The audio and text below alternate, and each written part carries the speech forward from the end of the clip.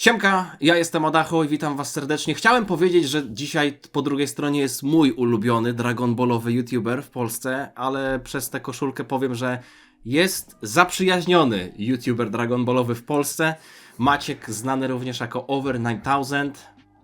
Dzień dobry, witam was wszystkich serdecznie na tej stronie, w tej części internetu, na której mnie jeszcze nie było. Jak tak patrzę, tutaj się rozglądam, to kurczę, jest trochę zderzenie z rzeczywistością. Taki wiesz, mały content, mój lokalny, na taki ogromny, całopolski Dragon Ballowy. Fajnie jest być w takim miejscu. Całopolski, no nie przesadzaj. Są ludzie, którzy są fanami Dragon Balla i nie słyszeli ani o mnie, ani o tobie. I tak to jeszcze będzie wyglądać przez lata. Ale dzisiaj będziemy rozmawiać o Dragon Ballowych gustach i guścikach, czyli taki generalnie troszeczkę luźniejszy podcast, żebyście...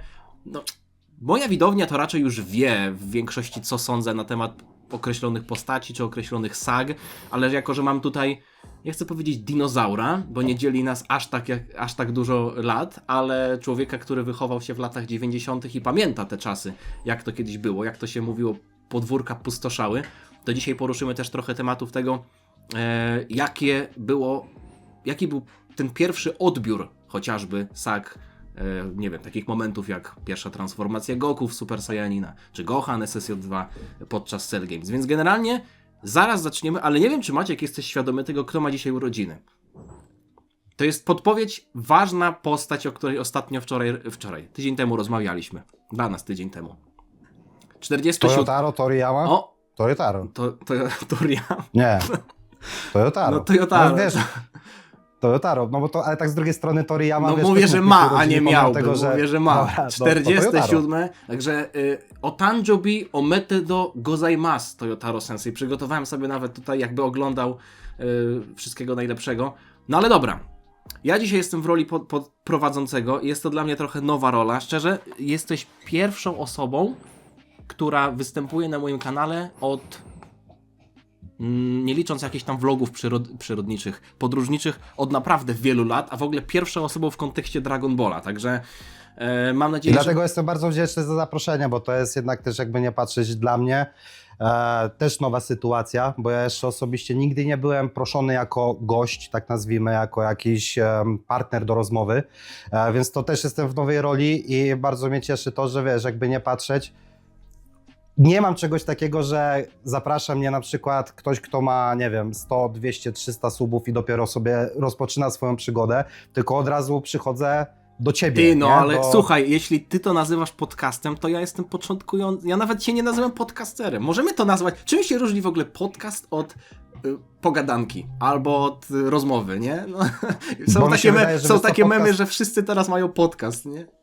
Bo podcast prowadzisz na temat, na bazie jakiegoś tematu. Tak mi się wydaje, że wiesz co, skupiasz się na jakichś tematach, które chcesz poruszyć i dlatego to jest podcast, a nie luźna pogadanka, która jest tak naprawdę chaotyczna i skupia się na wielu tematach i przechodzisz sobie, wiesz, tak naprawdę po różnych uniwersach, różnych tytułach, rozmawiasz trochę o serialach, potem o muzyce, tak jak ziomki przy piwie, to jest pogadanka, a podcast chyba właśnie się skupia na tym, że masz takiego rozmówcę i masz konkretny temat, który chcesz z nim sobie poruszyć na ten dany czas. Dlatego tak mi się wydaje, to strzelam, nie wiem, czy to jest taka definicja podcastu, ale mi się wydaje trochę, jak patrzę na to, co się dzieje na internecie, na przykład u chłopaków ze Zgrzytu czy coś, bo sobie oglądam to jako taki prywatny po prostu, no.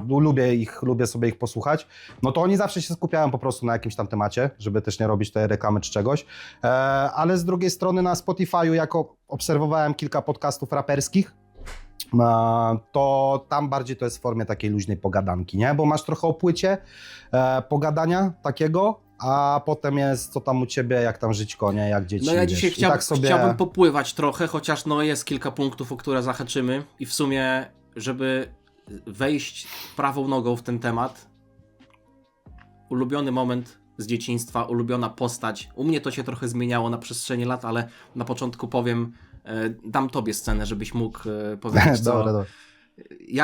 Jaki był twój pierwszy odbiór Dragon Balla jako dzieciak? Czy już wtedy miałeś ulubioną postać, ulubioną scenę? No bo w serię to nawet nie pytam, no bo nie było za bardzo z czego wybierać. Ale czy to się zmieniło na przestrzeni lat? Bo u mnie się zmieniło.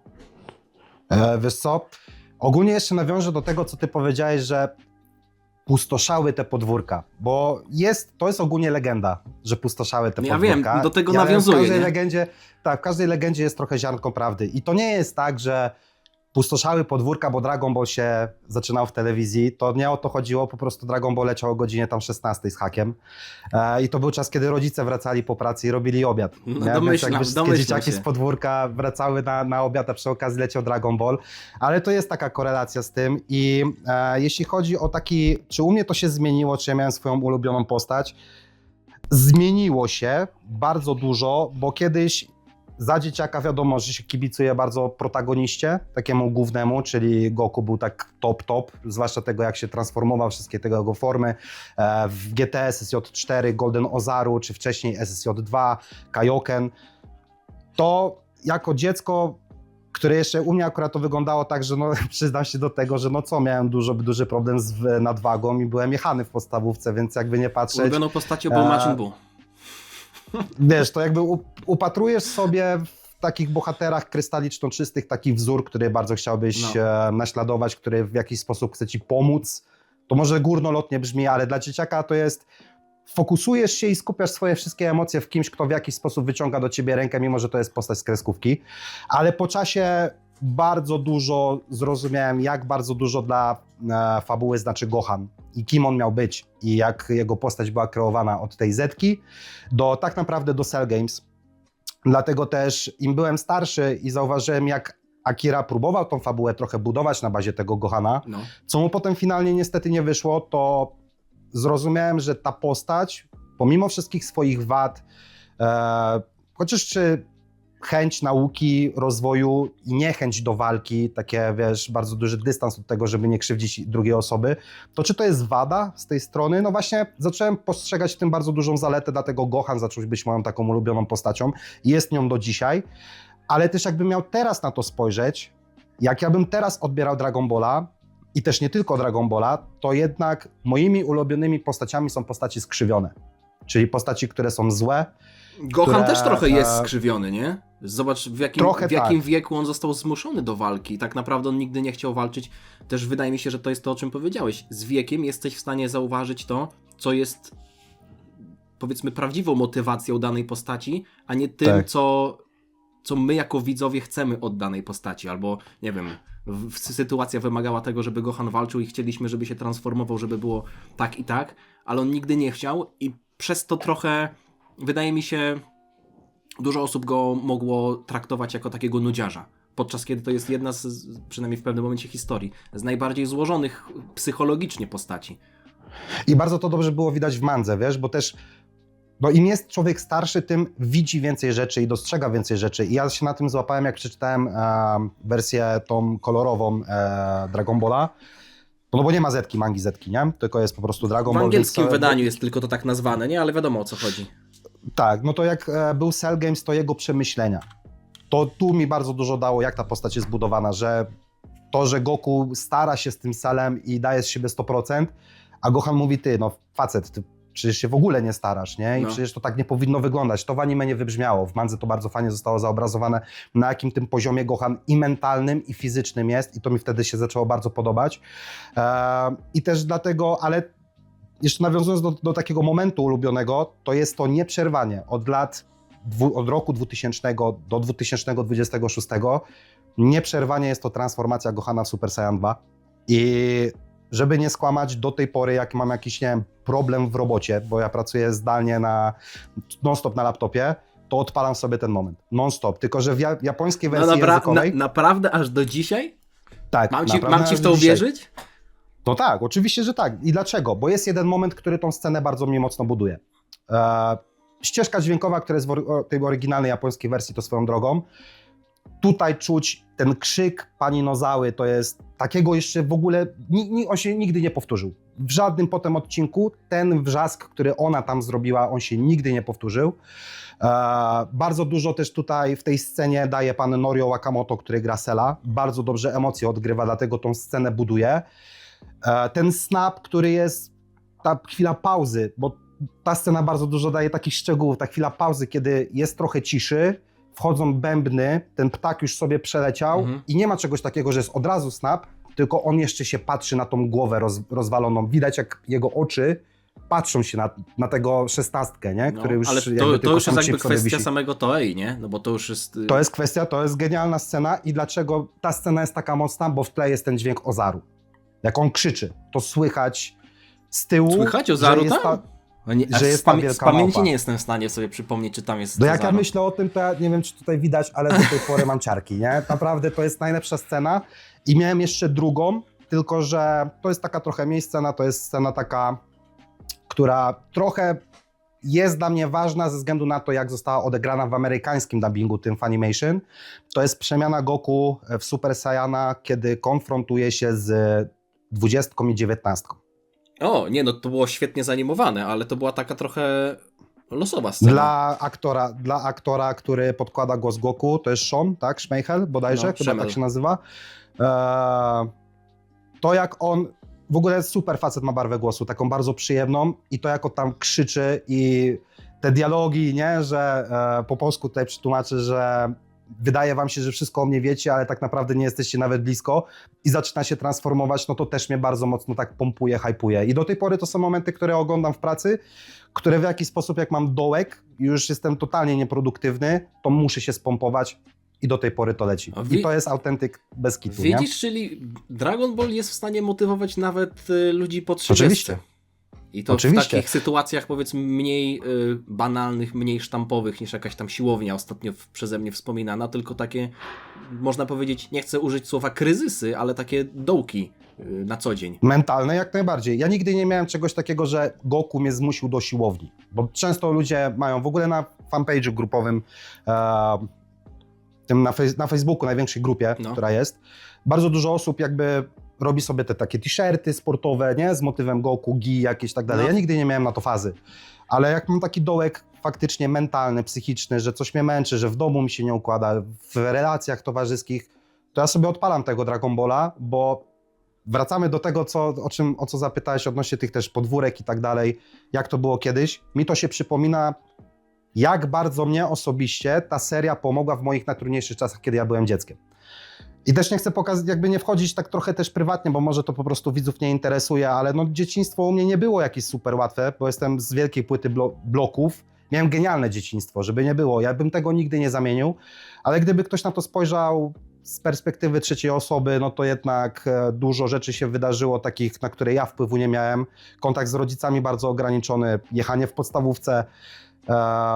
Weź teraz mi głupio, że zażartowałem z tego Majin Buu. Nie, to jakby mam do tego bardzo duży dystans i mało tego, teraz jak się Wiem, widzę z ludźmi dlatego sobie pozwoliłem, ale nie chcę, żeby ktoś, kto może jest w podobnej sytuacji i ogląda to, nie bierzcie tego do siebie. Ja żartuję, ja jestem Trzeba jestem mieć czasem dystans. głupi. Tak naprawdę, wiesz, trzeba mieć dystans i ten dystans mi wszedł w gimnazjum. Taki bardzo mocno, że tak naprawdę to było, jakby odkreślam to wszystko, nie? Stawiam mur, zostawiam etap podstawówki za sobą, idziemy dalej. To jeszcze teraz po czasie na przykład te osoby z podstawówki, które mnie mocno jechały, to jesteśmy super, wiesz, na siema, tak dalej, co tam u ciebie, więc naprawdę bardzo fajnie to się wyrobiło, ale wtedy no było ciężko i ten powrót od tej 16 do domu, odpalanie tego Dragon Balla, śledzenie tych przygód, tego poziomu brutalności, który wtedy był taki dość szokujący, ta fabuła, że się czeka na te odcinki, te transformacje, te wszystkie grafiki. Ciekawą nie? rzecz powiedziałeś, zaraz o to zapytam, ale mów. Wiesz, te wszystkie grafiki, które są, to jak postaci na przykład wpadały w te skały, jak musiały wstać, jak biły ziemią, wiesz, pięścią w ziemię, to mi wtedy pokazywało, że nie ma czegoś takiego, że nie ma sytuacji bez wyjścia, nie? Że zawsze będzie to słońce kiedyś wyjdzie, że zawsze trzeba dążyć z taką wiarą w siebie, że się uda, żeby próbować zmieniać swoje życie w jakiś sposób, żeby się nie przejmować tym, jakie kłody masz pod nogi podrzucane. I ja to miałem, wiesz, w podstawówce już takie myśli, nie? No. Że nie ma co się przejmować, jestem jechany teraz, ale kiedyś się uda, kiedyś rodzice zadzwonią, kiedyś, wiesz, przyjadą, odwiedzą, coś się w życiu zadzieje takiego, że będzie na pewno dobrze. I dlatego mam takie super wspomnienia, bo jakby miałem rówieśników, z którymi udawaliśmy, wiesz, zapasy jakieś, nie? Że jestem Goku, ty jesteś Vegeta, wiesz, tu się bijemy, tak dalej, nie? Ja robię kamechę, ty robisz Final Flash, robimy jakieś tam pozje, fuzje. To wszystko było, ale najbardziej właśnie ten moment takiego oddechu, takiego skupienia się tylko i wyłącznie na sobie, bo ja miałem te odcinki, bo też nie był Dragon Ball, tylko tam jeszcze był Senseiya, Yaiba, Slayersi, to całe pasmo tych serii, które było jedna po drugiej, No.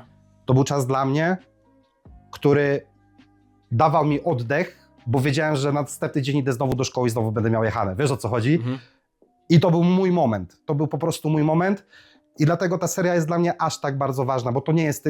Niektórzy może to nazwą czymś górnolotnym albo takim sztucznym, ale czasami jest coś takiego, że jesteś związany z jakąś serią nie tyle emocjonalnie, co ona bardzo zmienia twoje życie, jakiś twój pogląd i tak dalej. I w moim przypadku tak było i dlatego bardzo to dobrze pamiętam, bo ja żyję tym, co było kiedyś i nie chcę, teraz jeszcze jak zostałem ojcem, to tym bardziej mam flashbacki z tego, jak to było kiedyś. Nie chcę, żeby moje dziecko przeżywało to samo, bo to jest bardzo duża trauma, ale jeśli kiedykolwiek mu się ta noga podwinie, to chciałbym mu te wartości, które mnie Dragon Ball kiedyś pokazywał, właśnie to takie dążenie, wiesz, do tego, żeby było dobrze i nie tracenie tej wiary w siebie, to żeby też wpoić to swojemu dziecku. Więc to przekładam trochę na to, jak ja postrzegam dzisiaj rzeczywistość. I dlatego te pustoszające podwórka, dla mnie to była ucieczka. Okay. A nie po prostu, że jest Dragon Ball, nie? Trochę tak to wygląda. Okay. I też kończąc już ten wątek, dlatego też po czasie zacząłem trochę doceniać postaci złe, spaczone, skrzywione i dlatego poza Gohanem moją ulubioną postacią jest Cell. Cell? Obecnie. Cell. Jest genialnie napisany. Cell, nie uważasz, że... Albo wiesz co, nie będziemy wchodzić aż tak bardzo w temat jednej postaci, bo to jest coś, o czym Kurczę, mam możemy nadzieję, później. że nie weszło trochę depresyjnie za to, wiesz? Przepraszam, jeśli weszło Spoko. za bardzo Połowa depresyjny osób już poszła klimat, sobie, nie? już stwierdziła, że odpali jakieś brainroty na TikToku, bo nie ma ochoty siedzieć i płakać po pracy. No ale okej, wspomniałeś o tym, że fabuła też była istotna i się zastanawiam, czy dla dzieci albo dla młodych osób Dragon Ball leciał na samym vibe'ie, czy to też była kwestia tego, że ocenialiście fabułę, czy liczył się ten główny motyw, powiedzmy, trenowania, przechodzenia przez swoje limity, pokonywania trudności. I połączę to też z drugim pytaniem. Czy pamiętasz, jakie były reakcje wtedy, w tamtych czasach dzieci, młodzieży twoje, na takie najbardziej kultowe sceny? Czy może jakieś nieoczywiste sceny, chociażby ta transformacja SSJ przed 19 i Zero, bo to jest, powiedzmy, taki moment, który jest dość, w sensie jest znany, ale nie jest kultowym momentem. I czy może było tak, że jakieś niekultowe sceny na podwórku bardzo mocno zapadały w pamięć? Czy na przykład transformacja SSJ, jak pierwszy raz Goku był Super Saiyaninem, czy to był taki moment, w którym więcej o tym rozmawialiście, że czuliście, że to jest ważne, czy po prostu to był jeden z wielu momentów, bo też wspominałeś o tym, że jak Goku odpalał Kaiokena, SSJ, SSJ2, potem SSJ3, że to były po prostu fajne momenty, ale czy rozróżnialiście jakoś to też pod kątem fabularnym? Czy to było po prostu Goku włącza nową formę, jest coraz silniejszy i dalej lecimy z tym samym motywem, na tym samym vibe'ie? Wiesz co, 50-50. Niektórzy jakby tylko i wyłącznie oglądali Dragon Balla po to, bo była rozwałka. To dużo było dzieciaków na osiedlu takich, których po prostu jarało to, że się dużo dzieje na ekranie i się dzieje szybko i dużo. Ale niektórzy, w tym ja, zwracaliśmy uwagę na to, jak jest prowadzona fabuła. Czyli Dragon Ball mógł się trochę zlewać z innymi bajkami, które gdzieś tam leciały, Trochę tak. Bardzo często mylony był Dragon Ball z Saint Seiya. Bardzo często, nie? Że Goku założył zbroję. To się przewijało, ale no tak nie było.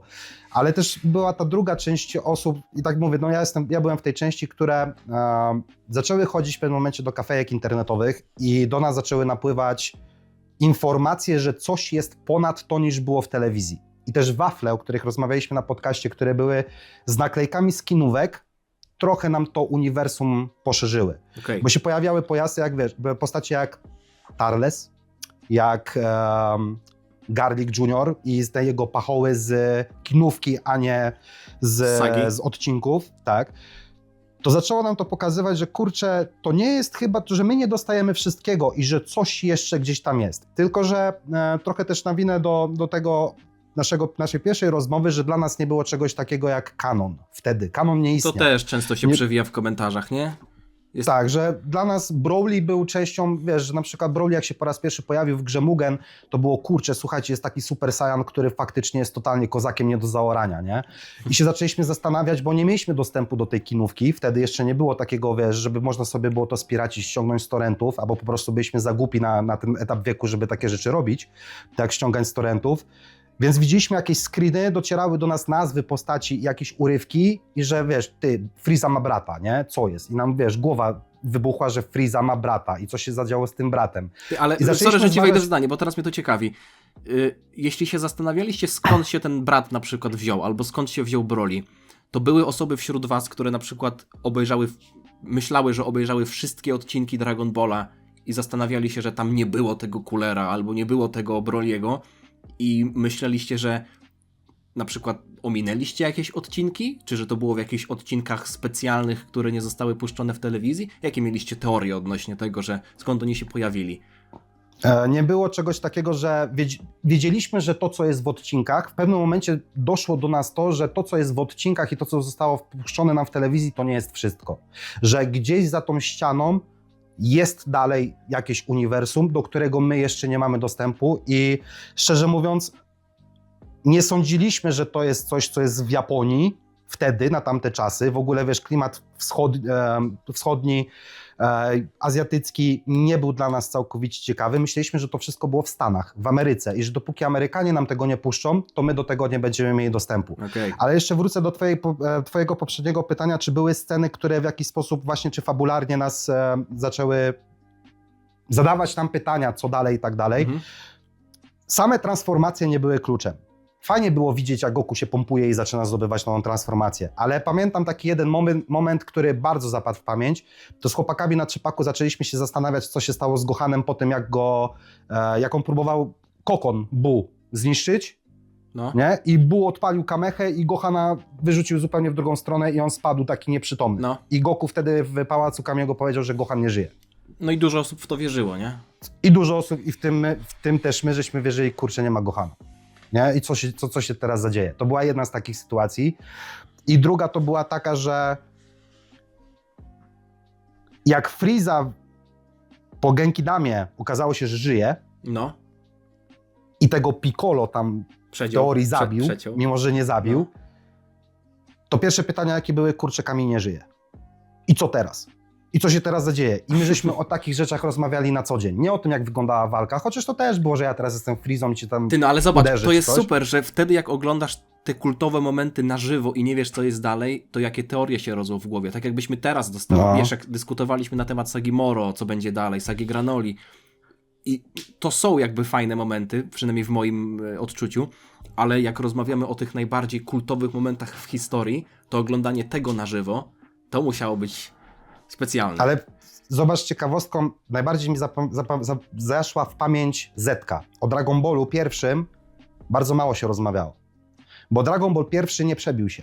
To nie była seria, która aż tak do nas dotarła. No. Był ten Goku mały, to był taki początek historii. Ten Goku taki, wiesz, ze swoimi przygodami, bardzo się...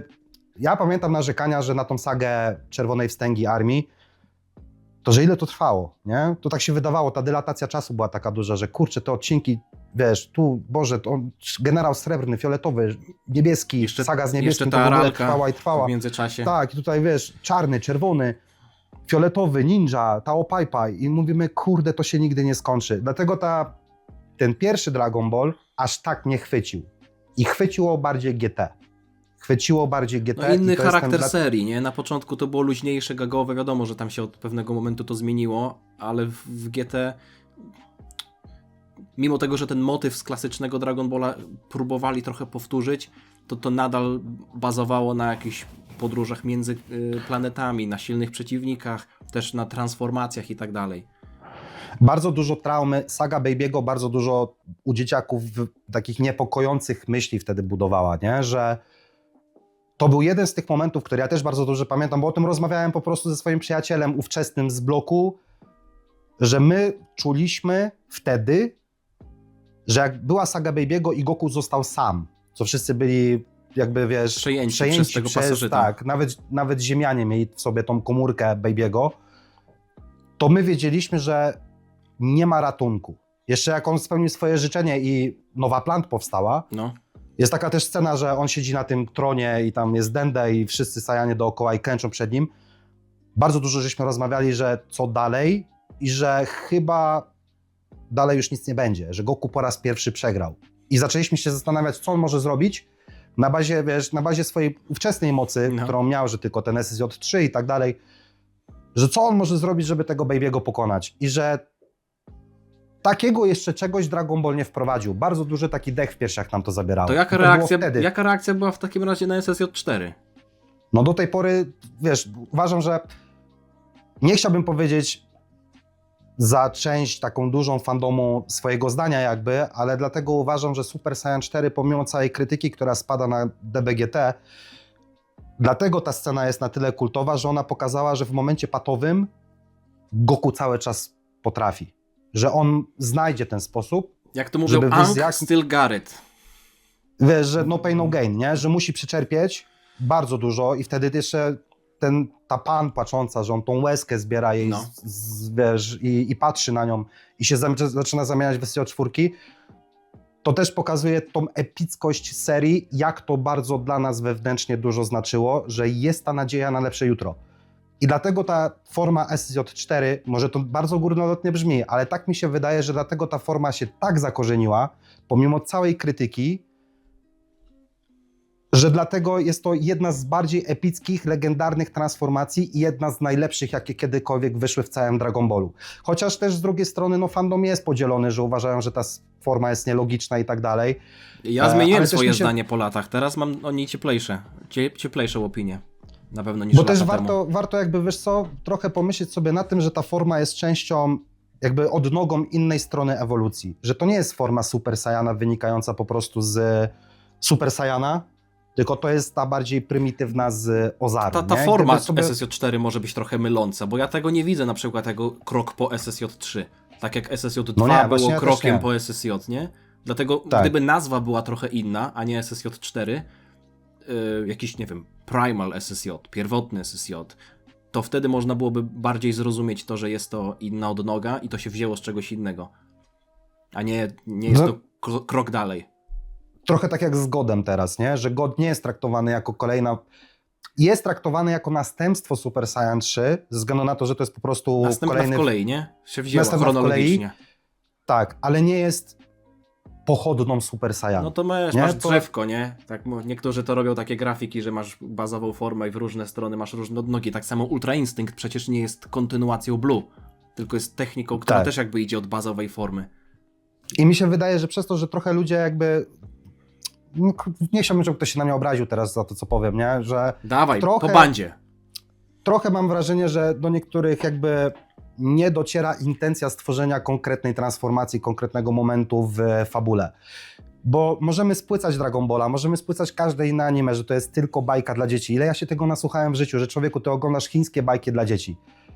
Ale jednak mamy tego twórcę, którym wtedy był Toriyama, u One Piece jest Oda, Kishimoto, Kubotite. Mamy tych wszystkich twórców, którzy chcą nam coś przekazać. I oni nie tworzą, akurat SJ4, no to jest zrobione przez Toei, więc żeby też nie było, tak? Ale wiesz o co mi chodzi, jeśli chodzi o analogię. No. Że ci animatorzy, osoby, które piszą scenariusz, to nie jest tak, że facet sobie wymyślił na kolanie, o kurczę, teraz dam mu różowe włosy i długie czarne włosy i ogon, żeby było epicko. Chyba, że To tak mówimy trochę- o Dragon Ball Daima, bo tutaj już można byłoby taki warunek, taki argument postawić, nie?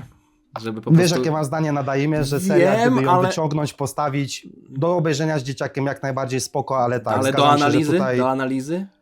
jest dużo, no nie, no tu fuck upa zrobili takiego, że masakra, jeśli chodzi o właśnie konspekt scenariuszowo-fabularny, ale wcześniej, jak sobie tak przeanalizujesz IGT, IZ-kę i pierwszego Dragon Balla i też to, co się dzieje w mandze, to wszystko zostało zrobione po coś. I ten SSJ4, on miał być inny. To nie jest tak, że ktoś sobie to wymyślił, bo tak miało to wyglądać, bo miało być fajnie. Miało nam połechtać te nasze, wiesz, dziecko wewnętrzne. No nie, to tak nie miało być. To zostało zrobione fabularnie uzasadnione i dlatego on pochodzi z Ozaru, a nie dlatego, że Goku ze SJ3 robi power-upa i masz SJ4, No, nie? moim To zdaniem był proces. fabuła to jest największy plus tej... Chociaż to jest dość mocne stwierdzenie, bo ta forma często jest gloryfikowana za jej wygląd, no bo wygląda też świetnie. Fakt, że też Goku jest dorosły w końcu, to też myślę, że jest coś, na co ludzie czekali, oglądając cały czas małego Goku.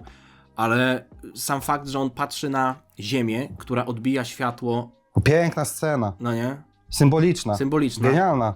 Genialna, no wiesz, tak sobie z drugiej strony to ja to widziałem wtedy w taki sposób, że... I jeszcze walczy z Babym, który ma zamiar, chce się zemścić na nim jako na byciu Saiyaninem, a on tę moc sajańską budzi w sobie, łącząc ją ze swoim ziemskim wychowaniem. Oto to. I teraz zobacz, kiedy jest pad, bo też o co chodzi? Życzenie już padło. Wiadomo było, że Ziemia to zaraz jej nie będzie. Nie? Bo tam kule wiadomo było, że nie trafią na miejsce, w którym zostało wypowiedziane życzenie. To nie zostało powiedziane wtedy, tylko to widz musi sobie połączyć kropki trochę, nie? Chociaż może takiej intencji nie było, tylko ja sobie teraz to dopowiadam. Ale to jest piękna scena, bo kiedy jest pad, Goku leży, rozwalony, gi rozdarte, jego rodzina, wszyscy przeciwko niemu, Vegeta, jego przyjaciel, rywal, opętany, omamiony. Taflesi, albo Cufulianie, chociaż ja wolę mówić to pierwsze jakoś tak mi łatwiej z angielskiego, Taflesi, wygrali. Zemsta zakończona, plan jakby zrealizowany. I w tym całym pacie Goku patrzy na co? Na swój ukochany dom. No to jest genialna scena. I ten dom mu pomaga, ten dom, to co dała mu Ziemia jako postaci, buduje w nim nowe moce. No stary, weź mi powiedz, gdzie teraz... Dobra, nie hypuj mnie, bo ja zaraz tej... Ale wiesz, gdzie teraz się odpalę. Gdzie teraz super... W Sadze Moro są takie momenty. Ale gdzie w Superce, w Turnieju Mocy, czy wcześniej w Sadze Szampy, czy chociażby w Daimie, gdzie to jest teraz? Tego nie ma. Nie ma tej epickości, nie mówię o epickości scen, epickości walk. A na przykład moment, w którym jest końcówka sagi Future Trunksa w anime i Trunks robi tę Genkidamę mieczową. Ja nie porównuję tutaj, nie mówię tutaj o poziomach, ale o powiedzmy takim przekazie, że też inni pomagają mu wygrać. Nie? Nie, bo wiesz co, to mówię o swojej perspektywie, więc drodzy widzowie, jeśli ktoś uważa inaczej, no wiadomo, to każdy ma swoją prawo opinię. do swojego zdania. Dla mnie nie, dla mnie to jest Genkidama w mieczu podczas budowania całej postaci Future Trunksa na tym arku. Trochę lepiej to jest w mandze zrobione, dlatego ja tej wersji anime nie aż tak bardzo kupuję i toleruję. Genkidama w mieczu poważnie, kurczę, gdyby Trunks w końcu po tylu latach... Znaczy to nigdy nie zostało nazwane jako Genkidama, po prostu on zbierał ich ki, ale można się było domyślić, że to jest... Zebranie energii, niebieski miecz trochę na... Jak się ludzie zaczęli świecić, nie? Jak zaczęli tam... Chociaż nie podnosili rąk. Uważam, że Trunks po tych wszystkich latach powinien trochę przestać bazować na czynnikach zewnętrznych, a bardziej wierzyć w swoje własne siły. I mieliśmy patową sytuację w postaci Blacka, który był nieśmiertelny. Zamasu w zasadzie. Zamasu, w sumie to Zamasu, ale przepraszam, tak, racja. Zamasu nieśmiertelny, a Goku Black na tych ciągłych zenkajach, które były w mandze. To też jest w ogóle totalnie nielogiczne, że te zenkaje tam miały miejsce. Ale uważam, że Trunks, który miał tego swojego rage'a w tym anime, i to jest bardzo fajna scena, że on się buduje tym rage'em i dostaje taką pseudo-blue formę, to on powinien bazować trochę bardziej na swoich własnych emocjach, własnym potencjale, zwłaszcza, że jest hybrydą sajańską i ma w teorii ten sam potencjał, co Gohan, Goten i inni półsajanie, niż bazować na pomocy wiecznie Goku, Vegety i tego, że też inni ludzie musieli dać mu energię, żeby pokonał tego Blacka. To już osobiście bym wolał, żeby to Trunks użył Mafuby na sam koniec i go zapieczętował. Co jest z nim dalej w takim razie? To też jest już potencjał na fan mangi, że tam Zamasu po 100 latach się wydostaje z tego słoika. Nie, może tak być, ale jakby ten cały kospekt z Mafubą on też po coś był wrzucony. I potem w zasadzie w mandze został on w ten sposób zagrany, że Zamasu jak wyszedł z tej Mafuby, z tego słoika, to powiedział, no kurde, ci ziemianie jednak potrafią coś tam się bić, więc musimy się scalić, bo inaczej będzie lipa. I tak to w sumie zostało zagrane. Ja mam tak do ciebie pytanie w sumie a propos tego, bo w sumie, bo jakby nie patrzeć, Trunks połowicznie tylko jakby pokonał tego Zamasu, no bo potem on tam, wiesz, jego twarze na niebie były i... W zasadzie można to interpretować tak, że pokonał tę śmiertelną część Goku Blacka, a dusza Zamasu, jako że nie mogła znaleźć naczynia, w którym się ulokuje, bo ciało zostało zniszczone, to znalazł sposób, żeby jego dusza przetrwała i się połączyła na przykład z wszechświatem, co akurat już było głupie, ale na podobnej zasadzie jak na przykład Moro nie mógł już znaleźć wystarczającego ciała pod sam koniec i się połączył z ziemią. No Umoro to lepiej było, bo Umoro to był Umoro taki to sposób miało sens przede wszystkim. sens, a tutaj tego właśnie sensu mi trochę zabrakło. Nie, jakby końcówki anime nie bronię Dragon Ball, Future Sagi, no bo to też jest coś, czego nie lubię. Ale nadal uważam, że ta saga mogła się zakończyć na tym odcinku, gdzie Trunks go ciacha i bum. I ewentualnie I bum. koniec. Trochę tak, może właśnie to, że ten Zamasu przetrwał, w cudzysłowie, w jakiejś tam formie, trochę mi burzy ten obraz tej sceny. Dlatego też uważam, że wersja mangowa jest o wiele, wiele lepsza niż ta wersja, która była w odcinkach. Jednak kurczę, ta saga, pomimo tego, że miała super potencjał, uważam, że takie przejście do świata Trunksa, w tym momencie odwróconą narrację budujemy, to dlaczego z tego Trunksa robili taką pipę życiową, brzydko mówiąc? Wiesz, o co chodzi? No. Że kurczę, mieliśmy tego Cella, on tam też się starał, trenował, widział swoje błędy, które popełniał wcześniej. Ja mam wrażenie, że on cały czas powielał te same błędy. Że postać, ile tam minęło lat? U niego? 10? 10 chyba lat minęło, tak? Od Cell Games, no potem mieliśmy tak naprawdę jego walkę z Daburą, jak Babidi D przyleciał i chwilę później był Goku Black, więc to byłoby 7 jest między Cell Games. 7, 8, coś takiego. Nie chcę teraz mówić głupot, ale no przynajmniej 7. No to weźmy pod uwagę te 7 lat. To człowieku, 7 lat masz, trenujesz z tymi Kaioshinami, wiesz, nauczyło cię życie, że nie możesz pozwolić sobie na to, żeby odpocząć, bo zawsze może przyjść jakieś zagrożenie. I naprawdę, kurczę, znowu Goku i Vegeta musieli ratować mu tyłek, albo to, że dostał energię z zewnątrz, żeby zrobić ten miecz. Rozumiem twój argument, ale wiesz co? To jest dobry moment, żeby zahaczyć o kolejny punkt. Jak już zaczęliśmy tak marudzić, to czy w zasadzie już nawet nie pytając o jakieś tam wspomnienia, bo to myślę, że już temat jest w miarę poruszony, żeby nie powiedzieć wyczerpany. Na pewno nie wyczerpany, ale obecnie teraz twoje najmniej ulubione sagi, najgorsze momenty, o postacie w sumie jeszcze nie pytam, ale rozumiem, że nie jesteś fanem końcówki sagi Future Trunksa. Wiem też, że nie jesteś fanem Granoli, przynajmniej od pewnego momentu. Więc nie wiem, czy chcesz teraz o tym porozmawiać, czy może masz jeszcze jakieś inne, większe zaskoczenia, bo to, że tam Granola, to tam... Wiesz co? Wspomniałeś o jednej sadze, o którą też cię chciałem spytać. Znaczy nie, inaczej, o momencie. O tym momencie z Gohanem, co mu głowa pęka w Cell Games, nie? Jakie były twoje wrażenia, jak zobaczyłeś to w Super Hero? Gra na emocjach. Ogólnie uważam, że Super Nie dałeś Hero się nabrać, w ogóle. Nie. To może najpierw na to odpowiem, dobra? Bo nie wiem, czy do ciebie docierały teorie kiedyś fanowskie na temat Gohana Blanco. Podczas turnieju mocy to była taka parodia Dragon Ball X. Jakiegoś tam gościa... To jeszcze wcześniej się urodziło. To jeszcze zanim w ogóle Super powstało, to ludzie bardzo chcieli, żeby Gohan miał nową formę z białymi włosami. Dlatego nie znam. Myślałem, że to jest w zasadzie tylko jakaś taka parodia, mokry sen, ale bardziej prześmiewczy, aniżeli brany na poważnie. Ja po raz pierwszy chyba się z tym spotkałem na stronie internetowej, już jej nie ma, nie istnieje, ale kiedyś było DB Forever. To chyba tam po raz pierwszy tą teorię widziałem na temat Gohana Blanco, że to jest mokry sen fanów, żeby Gohan miał kolejną transformację, która wynika, bo wtedy było tak, że Ultimate Gohan to jest jego naturalny stan. No. I potem jak on odblokował tą boską część swoich mocy, w cudzysłowie, jak ten Kaioshin, Old Kaioshin mu ten potencjał uaktywnia, to że on dzięki temu nie transformuje się już w Esesiota, tylko będzie miał tą formę Gohan Blanco. Coś takiego było. Okej. I teraz dla mnie osobiście cieszę się, że Gohan jako moja ulubiona postać mam swój moment. Cieszę się, że jest znowu relevantny dla fabuły. Relevantny, ale to rzuciłeś Englishem. Czasami tak mi się zdarza. Że nie ma powtórki z rozrywki, to co było w Resurrection of F, gdzie został totalnie zeszmacony. Jezus, masakra. Cieszę się, że faktycznie to Gohan był tym, który pokonał zagrożenie obecne bez ingerencji w ogóle Goku Vegety. Super, że ich nie było w tym filmie, ale uważam, że jest na to za późno. Jest na to dużo, dużo za późno. To powinno się zadziać na turnieju mocy najpóźniej. Ten moment. No a mangowy turniej mocy, gdzie tam klepał się z Keflą, uważasz, że to jest...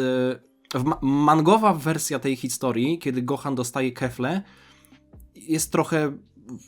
Moim zdaniem jest trochę sytuacją satysfakcjonującą i jednocześnie niesatysfakcjonującą, bo Tak. ta walka nie została w ogóle pokazana, więc fani nie mieli, Tak. powiedzmy, czym się ekscytować. Ale fakt, że Gohan, i też patrząc na to, że manga w tamtym momencie wychodziła później niż anime, więc my widzieliśmy Kefla jako potężną postać z anime, która zmusiła Goku do transformacji w Omen i wiadomo jak to wyglądało. I my mamy ten obraz Kefli, z którą walczy Gohan. I teraz pytanie, czy Kefla została osłabiona w mandze, czy Gohan był takim kozakiem? I szczerze, jakakolwiek opcja by nie była, to ja byłem zadowolony z tego, że Gohan dostał Keflę, tylko ta walka w ogóle nie została pokazana. I na to trochę też liczę, i to jest mój mokry sen, że jeśli ten remaster, jak to niektórzy mówią, remakester, połączenie remake'u i remastera, ten remaster Dragon Balla Super się trochę później przekształci w remake, czyli też fabuła z mangi będzie brana pod uwagę, to jest mokry sen, żeby zobaczyć tę walkę w anime Gohana i Kefli. Nie miałeś wtedy takiego poczucia, że Gohan dostał odrobinę sprawiedliwości?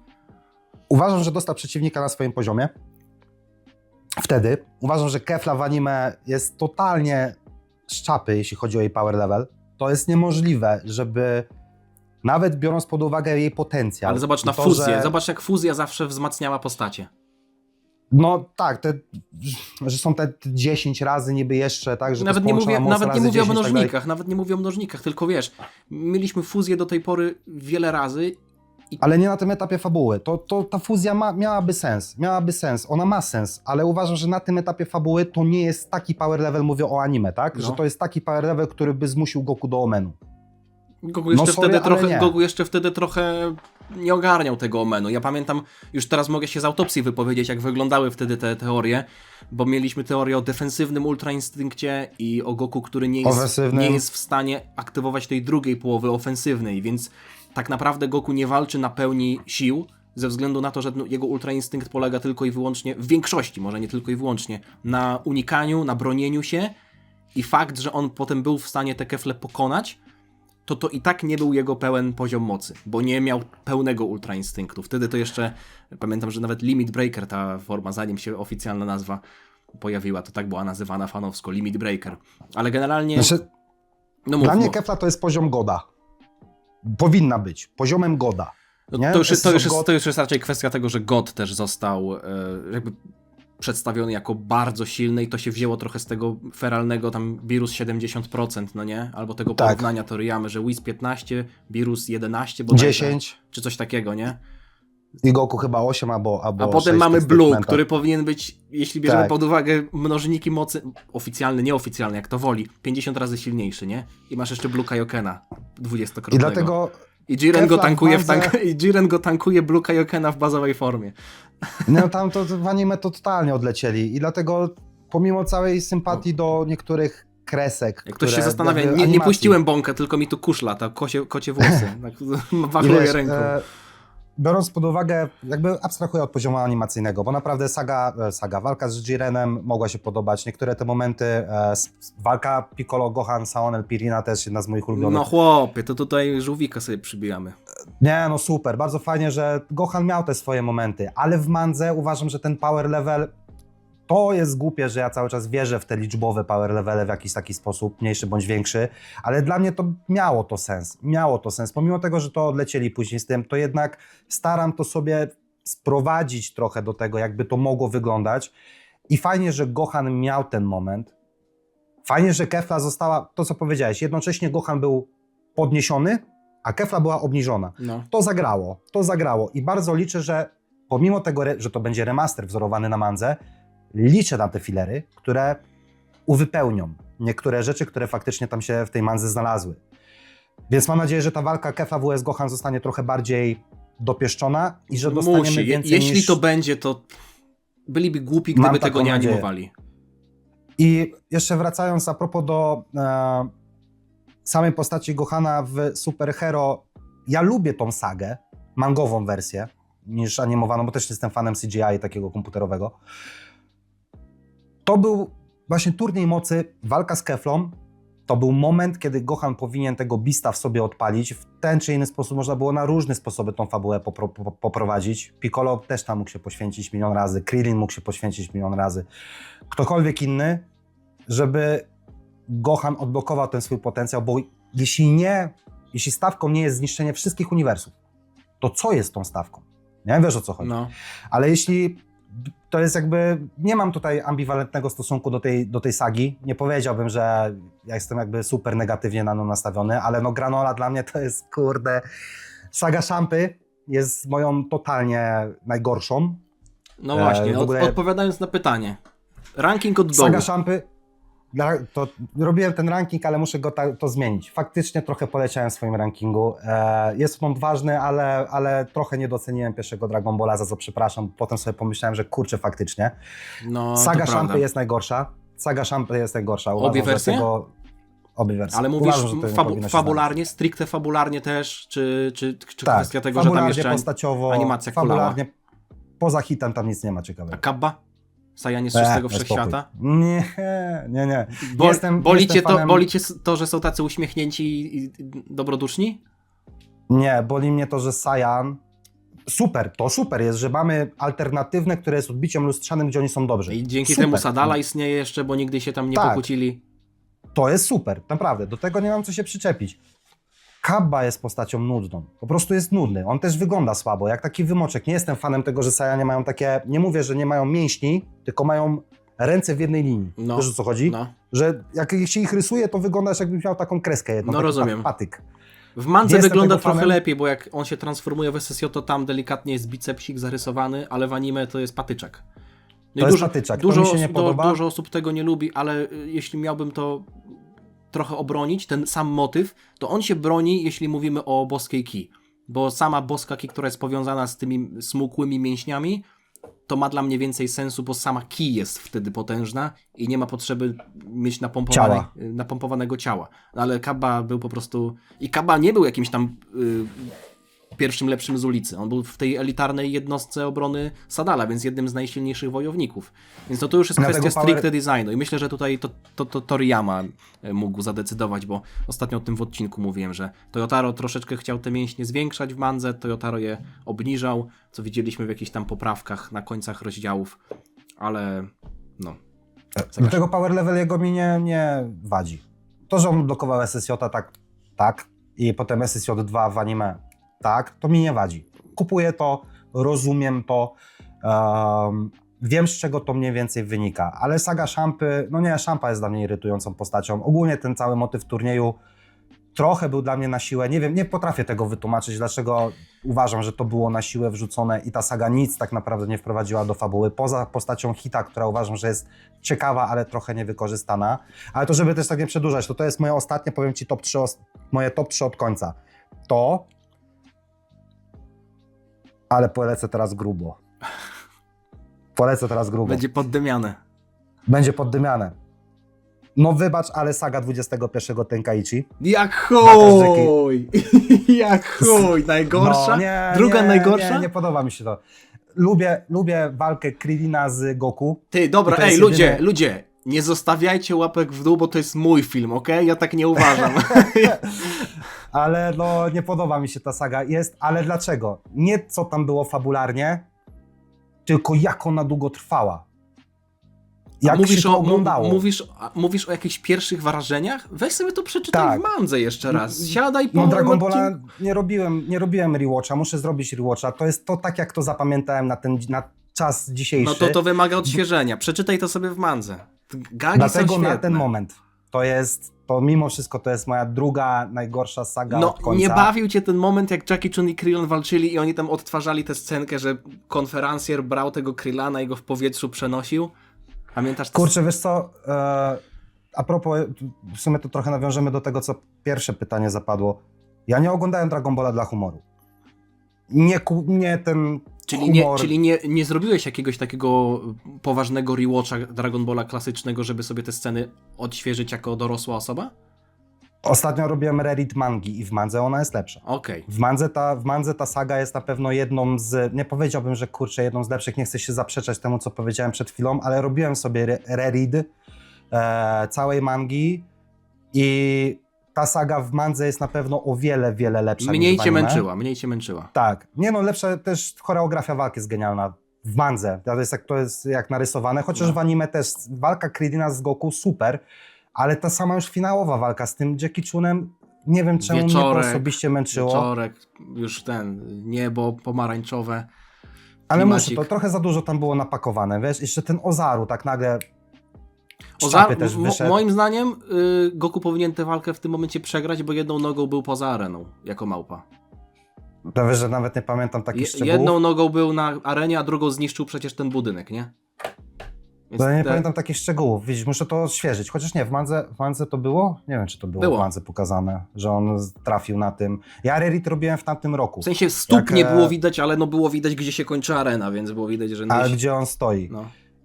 Nie jestem w stanie ci logicznie wytłumaczyć, dlaczego ta saga budzi we mnie takie trochę negatywne emocje. No, nie jestem w stanie tego Może ci to jest powiedzieć, kwestia dlaczego. tego, że ona po prostu jakby jest o pietruszkę. Tam nie ma żadnej wagi, poza tym, że jak Goku by wygrał, to mogłoby mu sodówka odpalić. Takie było myślenie Chyba Ozaru, tylko to była taka trochę... że Goku w pewnym momencie był, przez ten jeden mały moment, był antagonistą, którego trzeba było zwalczyć. Okay. To Dobra, jest takie trochę co... to trzecia. No i trzecia to jest saga Granoli. I saga Granoli, właśnie tutaj a propos humoru, No. sorry, ale nie kupuję tego, że Gaz się posikał. Kurczę, no nie, no błagam. Dragon Ball Super... No nie, też... wiesz co, tutaj się wtrącę. Ja to kupuję, natomiast uważam, że to w ogóle psuje jakikolwiek wygląd Gasa jako antagonisty, którego mielibyśmy brać na poważnie. Więc on już wtedy był przeze mnie traktowany jako narzędzie Eleka, ale jak pojawiła się ta scena, jak oni się teleportowali z planety na planetę, teleportowali się do więzienia i tam mówią ci więźniowie, ej, to ten siusiu majtek, co się poszczał w gacie, on mówi, o, tylko kropelka mi poleciała. To jest koniec Gasa. To jest, jak to mówią, taka utrata aury kultowa. Kompletnie. No nie ma gość już żadnych argumentów, z którymi mógłby się wybronić. Więc teraz pytanie, czy tobie to przeszkadza, bo na przykład Gasa jakoś próbowałeś traktować jako antagonistę, czy tobie to już wtedy było wszystko jedno, bo i tak wiedziałeś, że na przykład Elek jest tym, który pociąga za sznurki. Jakie jest w ogóle twoje zdanie na temat Eleka, Hitersów i jego sposobu działania? Hitersi spoko. Jako cała taka mafia, tak to trochę możemy nazwać, taki, że działają, wiesz, brukerzy działają tam gdzieś za plecami, próbują swoimi mackami, inteligencją, ekonomią przejąć, super. Brakuje tego w Dragon Ballu. I taka frakcja jak najbardziej jest okej, chociaż to, że się pojawili teraz, trochę tu już mam lekki zarzut, że dlaczego teraz akurat, nie? No można tak powiedzieć. Sagę wcześniej. No można tak powiedzieć. Chociaż z jednej strony mogli działać, tacy ludzie chyba sobie też cenią anonimowość, nie? Po prostu się wzbogacać Tak, ogólnie, za kulisami. Pieniądze lubią ciszę, nie? No właśnie. Wiesz, jak to mówią.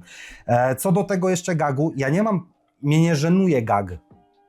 Nie żenuje, kiedy on został wyrzucony. W kulminacyjnym momencie trochę, o to chodzi. Że to jest walka naprawdę, gdzie Goku się męczy, tu wiesz, jak on dostawał ciosy, to jego takie ręka, że go boli, nie? Że czujesz, chwilę że tam te wcześniej był kości topiony w wodzie na planecie Tak. Serial, walony przez pociągi, nie?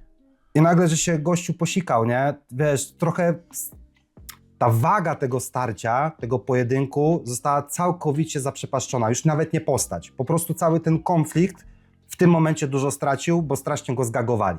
Ale sam gag, gdyby to było wcześniej, później, cokolwiek innego, na początku nawet, nie wiem, że Monaito niech to powie, Granola niech to powie, ktokolwiek inny niech to powie, jak Granola był u nich w pałacu, to okej, ale nie w tym momencie. A ty uważasz, że w tym momencie saga jakby poszybowała na łeb, na szyję, czy już wcześniej miałeś do niej jakieś poważne zarzuty? To gdzie się to zaczęło? Wcześniej. Czy uważasz, że w ogóle początek był dobry? Ja swoje jedno zdanie powiem. Ja już wiele razy o tym mówiłem na kanale, więc nie chcę się powtarzać, bo jeśli oglądacie mnie, to prawdopodobnie to słyszeliście. Moim zdaniem do pewnego momentu ta saga miała potencjał, żeby być najlepszą sagą w historii. I to się mniej więcej zaczęło wykolejać, jak dowiedzieliśmy się więcej z tego backstory Bardoka. I jak Gas stał się najsilniejszy. Bo jak się pojawił Bardock w tej retrospekcji, gdzie ratował Musli i Granolę, to moim zdaniem to był strzał w dziesiątkę, ale gdzieś w tym momencie, jak się pojawili Hitersi i zaczęła się ta walka Gasa z Bardockiem i Gas przyszedł jako najsilniejszy, to już było, też potem powiem, żeby nie było tak, że rzucam po prostu jakieś ogólniki, ale też chcę tobie dać, Maciek, trochę czasu do pogadania. Oczywiście były tam drobne rzeczy, bo na przykład uważałem, że samo zyskanie mocy przez Granolę to już był taki cheat code, to już było wpisanie kodu. i w pewnym sensie było to, można się było tego czepiać. Ale z drugiej strony jeszcze tego w Dragon Ballu nie było i nie uważam, żeby to był aż tak duży problem, bo nie sądzę, żeby to się kiedykolwiek powtórzyło. I właśnie później to się powtórzyło, w tej samej sadze. Więc to był dla mnie też taki moment, w którym stwierdziłem, że jest... No, ta saga, ten pomysł trochę zjada swój własny ogon. Ale to wiesz, że ja tego tak nie odebrałem, jest super, jakby fajnie to pokazuje, co ty zauważyłeś, czego ja nie wyłapałem, bo to mi totalnie nie przeszkadzało osobiście, nie? Życzenie? Że mamy 2 razy to samo życzenie, tak. To mi nie przeszkadzało, dlaczego? Bo to, tak jak powiedziałeś, było to coś, czego jeszcze w DB nie było i fajnie jest wykorzystać smocze kule do czegoś takiego, do cheat code'u. No. Nie ciągle, że tylko trenujesz, ale nie za żeby być darmo, nie? silniejszym. Też Granola musiał Poświęcasz życie. sporo poświęcił. Tylko z tym się też wiązały właśnie pytania. Dlaczego dostał Hakai? Dlaczego dostał błyskawiczną transmisję? Bo z jednej strony prosił o poziom mocy, a z drugiej strony dostał jakiś taki zestaw startowy, starter pack dosłownie. Masz Hakai, masz błyskawiczną transmisję, jesteś w stanie robić klony, to akurat Magię może robił Moro. wcześniej. Co jeszcze? Magię Moro dostał. No że wiesz, dokładnie, no z lawę, ziemi, no. Nie? Dokładnie. To do tego mam problem, ale dlaczego ta saga... ogólnie tak. Nie wiem, czy to jest statement, który w jakiś sposób się trochę zgadzasz, czy nie. Ja mam wrażenie, że o tym też wiele razy u siebie wspominałem, że saga Granoli to jest kopia. To jest bardzo duże nawiązanie do Baby Sagi. Bardzo duże. A nie... Aha, I że do Baby Sagi. Że trochę to jest... Z racji tego, że GT nigdy nie było sagą kanoniczną, serią stworzoną przez Toriyamę, ale miało fajne momenty, to weźmy te momenty, takie pomysły, wrzućmy do Super, zróbmy do tego inną otoczkę i będzie wszystko legit. No rasa, która się mści, ale to ten motyw był już kilkukrotnie wykorzystywany. Nie wiem. Nie mówię, że w oficjalnych, w sensie takich, w cudzysłowie, postać kanonicznych. Granoli jako ten ostatni, nie? Tak trochę mi tym baby Ale zalatuje. zobacz, że znowu... jakby historia Granoli jest też inaczej obudowana, bo jest wytłumaczone, dlaczego on przeżył. Jest to świetnie powiązane z Bardokiem, którego poznaliśmy inną stronę i to też lepiej tłumaczy to, dlaczego Bardock się zachował tak, a nie inaczej w Dragon Ball Minus i potem Dragon Ball Super Broly, dlaczego uratował Goku, bo chciał kogoś tam ocalić. I my wtedy się zastanawialiśmy, dlaczego, i saga Granoli też jakby do tego pośrednio nawiązuje. Zgubiłem myśl, więc... No, bo ja mam swoją. No.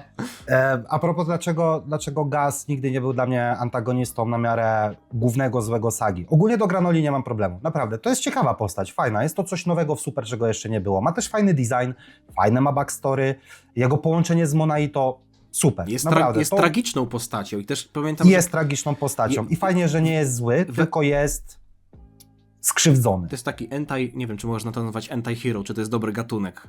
Na początku... Antyhero? Tak, uważam, że tak, że to może być. Gdyby o nim była manga, to byłby antybohater. No a zobacz, ten jego równoległy życiorys z Vegetą. Ten moment, w którym Vegeta, powiedzmy, daje mu sensu i mówi mu, że on musi swoimi rękoma dokończyć tę zemstę, to jest dosłownie coś, co Vegeta...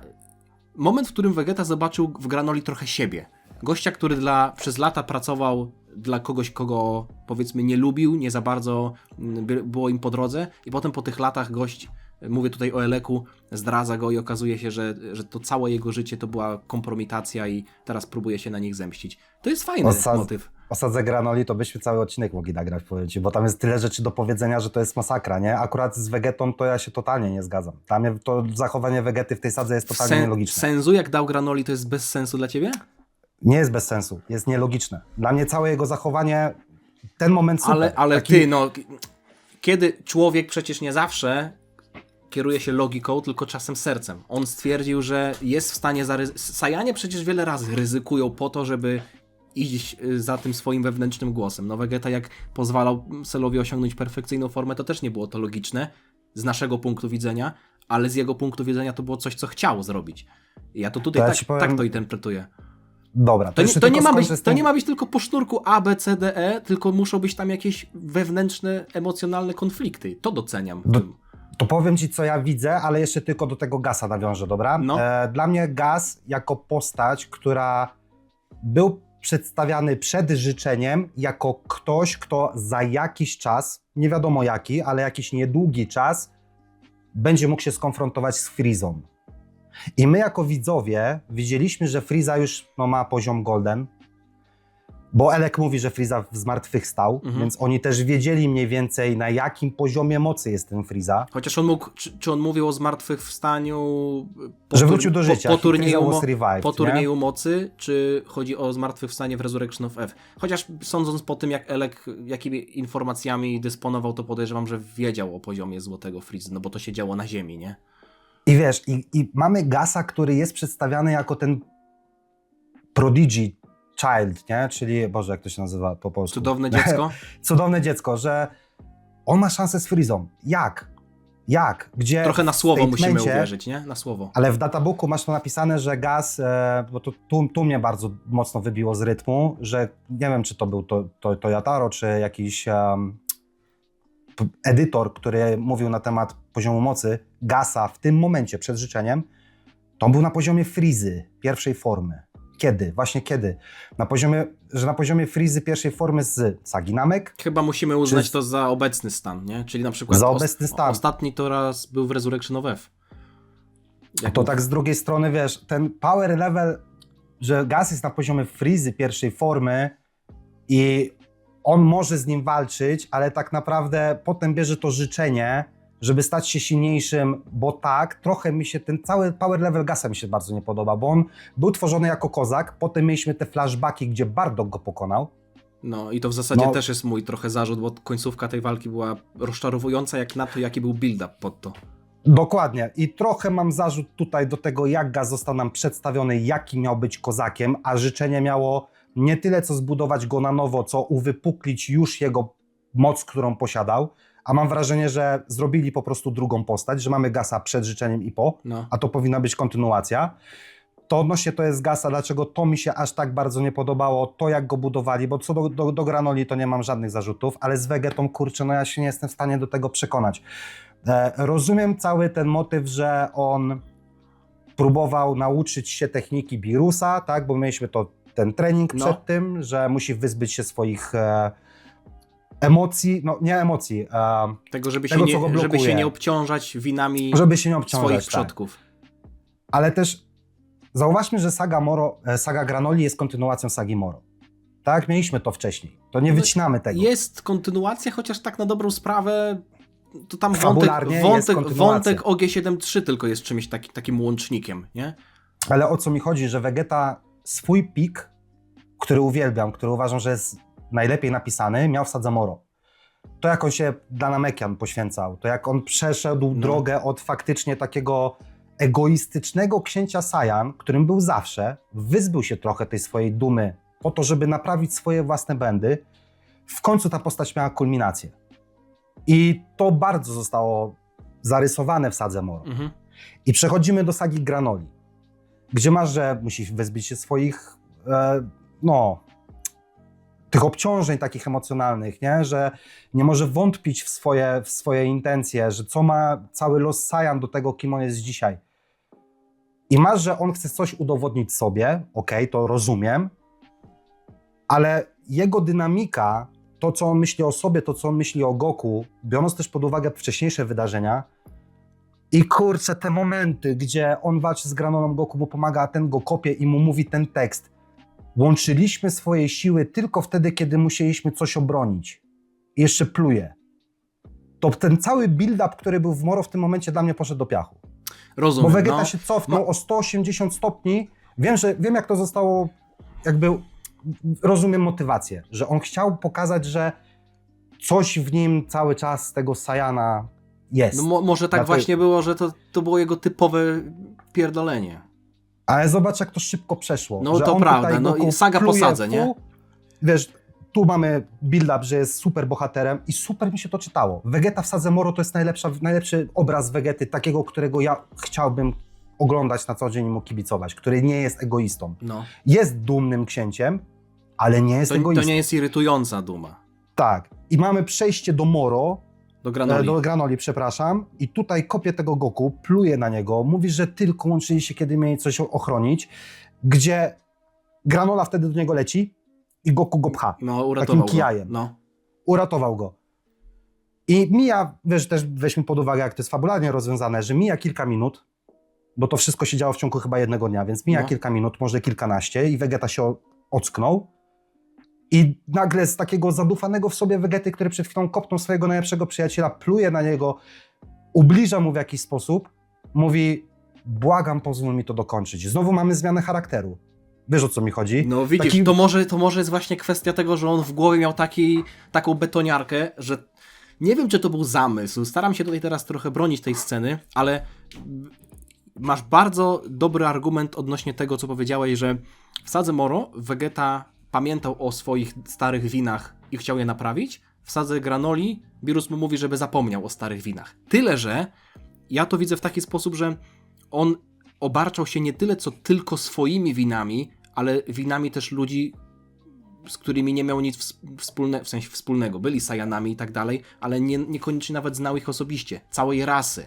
I myślę, że w Sadze Moro Vegeta niekoniecznie chciał naprawić winy Saiyan, tylko swoje własne winy wyrządzone podczas sagi Namek, bo tam, nie chcę już gadać głupot, ale chyba nawet padła nazwa tej wioski, którą Vegeta zniszczył podczas sagi Namek. Więc to było bezpośrednie nawiązanie do tego, co sam Vegeta robił, podczas kiedy i on już, powiedzmy, odpokutował, starał się odpokutować w Sadze Moro, ale nadal w Sadze Granoli, żeby móc nauczyć się tej destrukcji, no to Beerus mu po prostu powiedział, że jego umysł musi być tylko i wyłącznie na destrukcji, a że Vegecie ta destrukcja kojarzyła się z jego, powiedzmy, poprzednim życiem, to w ten sposób Beerus mu powiedział, że okej, może, ja to teraz dopowiadam, rozumiem, że możesz czuć się źle z tym, co robiłeś, ale to, co robili twoi pobratymcy, to, że niszczyli planety i wybijali ludzi, to już nie jest twoja odpowiedzialność i żeby wykonać tę technikę, nie możesz o tym myśleć. No okej, tylko że jakby to rozumiem. Tylko dlaczego tym samym to ale musiał jest być kontrast, jest kontrast. ten brak szacunku dla kogoś, kto już nie jest na tym etapie fabuły jego wrogiem, przeciwnikiem. No to jest nie słabe, rywalem, to jest granie tej samej płyty cały czas. I to mnie strasznie zraziło, bo cały ten build-up przez tyle sag, poświęcenie Vegety przy Majin Buu, Goku, jesteś numerem 1. I potem fajne to, że dobra, teraz jesteś numerem 1, ale cały czas za tobą jestem i w końcu ja będę numerem. Super. Friendly rivali, ta rywalizacja przyjacielska. I nagle plujesz na tego swojego przyjaciela, ostatniego przedstawiciela Saiyan razem z tobą. No jeszcze jest Broly, ale to pomijam. Właściwie skupiasz na tym splunięciu. Był taki panel, strasznie, pamiętam. ale to mnie strasznie mi to pokazało, jak ta postać straciła ten najlepszy hype, który ja czułem, czytając jego, jakby widząc to, jak on się poświęca dla Eski. Mhm. Jak on tych Namekian próbuje uratować. Kurde, to była tak super postać budowana wtedy, ten książę Saiyan, pewny siebie, dumny, dalej cyniczny, arogancki, ale nie egoista. A tu znowu mamy ten sam schemat, co w Majin Buu Sadze, ten sam schemat, co mieliśmy w każdym innym, gdzie Vegeta musiał pokazać swoją najgorszą stronę i tego Kakarota, którego totalnie sponiewiera wtedy, który już na tym etapie fabuły jest jego kurde przyjacielem. To nie jest twoja przeszkoda, facet. To, że Beerus ci coś powiedział, to, że ty masz swoje winy, o których musisz zapomnieć, bo to, co ma do ciebie, to tym bardziej, co ma do ciebie ten cholerny Kakarot, że go kopiesz, kurczę, plujesz na niego, a po chwili błagasz go o pomoc, żeby zostawił i pozwolił. To akurat było spoko, że pozwól mi dokończyć walkę samemu. Okej, to jest okej. Takie spojrzenie na chłodno trochę i przyznanie się, wiesz, do tego, że no odwaliłem znowu. Ale no totalnie mi to popsuło. Przypomniała mi się jeszcze jedna rzecz, bo teraz tak sobie myślę, że moglibyśmy o tej Sadze Granoli gadać i gadać. No ale moglibyśmy, bo tam jest dużo rzeczy. Chciałbym dwie rzeczy. Jedną to przejść kawałek dalej i być może jeszcze zahaczyć o to mangowe superhero. Raczej o ten prequel i ten, powiedzmy, epilog. Ale pytanie do widzów. Zapomniałem powiedzieć na samym początku. Co ty na to, żeby pozwolić trochę widzom zadecydować o jakimś konkretnym i kolejnym temacie naszej rozmowy. Jeśli będą chcieli o czymś posłuchać, być może o Sadze Granoli jakoś bardziej, być może o jakiejś innej sadze, być może w ogóle macie jakieś inne pomysły, o których chcielibyście, żebyśmy porozmawiali, podyskutowali, bo tutaj myślę, że to jest najciekawsze, to piszcie w komentarzach, a ja jeszcze zahaczę o ten motyw superhero mangowego. Znaczy tak, uważam, że jeśli widzowie, jeśli mogę wtrącić, to bardzo proszę. Mam nadzieję, że nikomu się nie naraziłem tym, ale no sorry, mam swoje zdanie. I to zawsze mówię, mam swoje zdanie, może ale to jest, inne, to jest oczywista oczywistość. Z tego się nie trzeba tłumaczyć. Ale jakby widzę, bo ja czytam fabułę nie tylko dla pięknych paneli, tylko ja łączę od razu to, co było wcześniej. Ja przechodzę z jednego płynnie w drugie i bardzo razi mnie nielogiczność jakichś zachowań. Z jednej sagi na które drugą. były, tak, bo Okej. ja nie odcinam, że mieliśmy Moro, idziemy dalej Granola, całkowicie nowa karta. Nie, oczekuję, że niektóre rzeczy będą To wynikały z z tego, Z One Piece'a ci się to trochę chyba wzięło. z Harry'ego Pottera. Z Harry'ego Pottera. Po raz pierwszy. No ale w One Piece, Jak zobacz, tam przeczytałem też masz książki. świat, który jest żyjący i mimo tego, że są sagi oddzielone, to nadal jest jakby konsekwencja tego, co się działo wcześniej. Świat się zmienia. Dlatego Odę uważam za najlepszego mangakę w historii. I nie zmienię swojego zdania. Pomimo tego, że Toriyama jest goatem w takim sensie, że bez niego by One Piece nie powstał, bo każdy trochę się wzorował na Dragon Ballu. Trzeba tu też nazwać, że dużo osób czerpało z tego, co robił Toriyama. To dla mnie zaprzepaścił trochę swoją legendę. Ale to też jest już I- temat na inny odcinek, wiesz? Na inny odcinek. I ostatnim tylko takim zdaniem Oda pokazuje, jak to powinno wyglądać. Według mnie. Ale to jest na inny odcinek. Superhero to miałeś jeszcze mangowe. jedno- Superhero mangowe. No super. Jak dla mnie jest bardziej to, co było po Po, Superhero.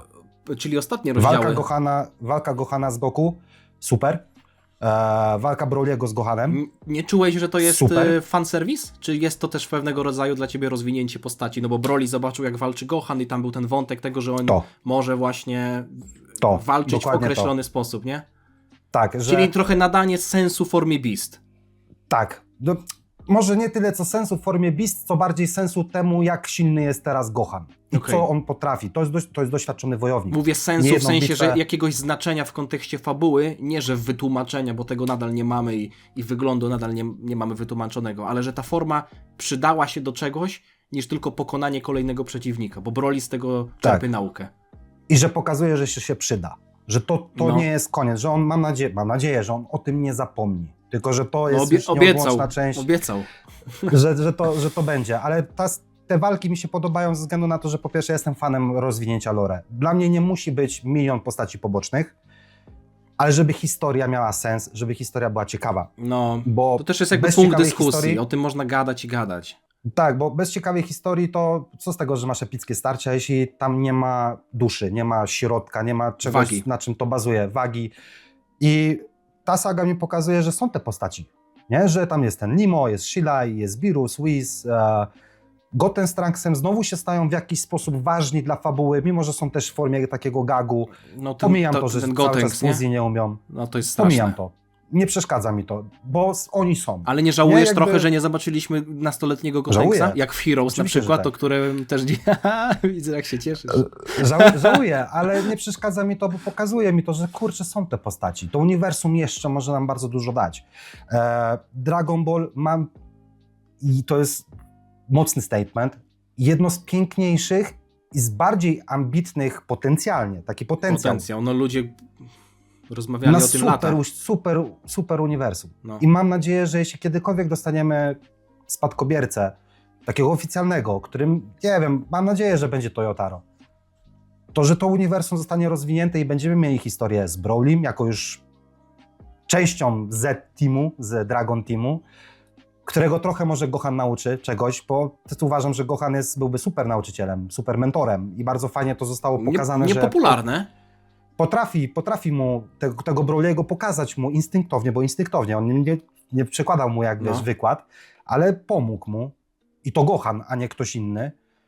I mam taką cichą nadzieję, że faktycznie Goku skupi się na tym treningu z Ubem.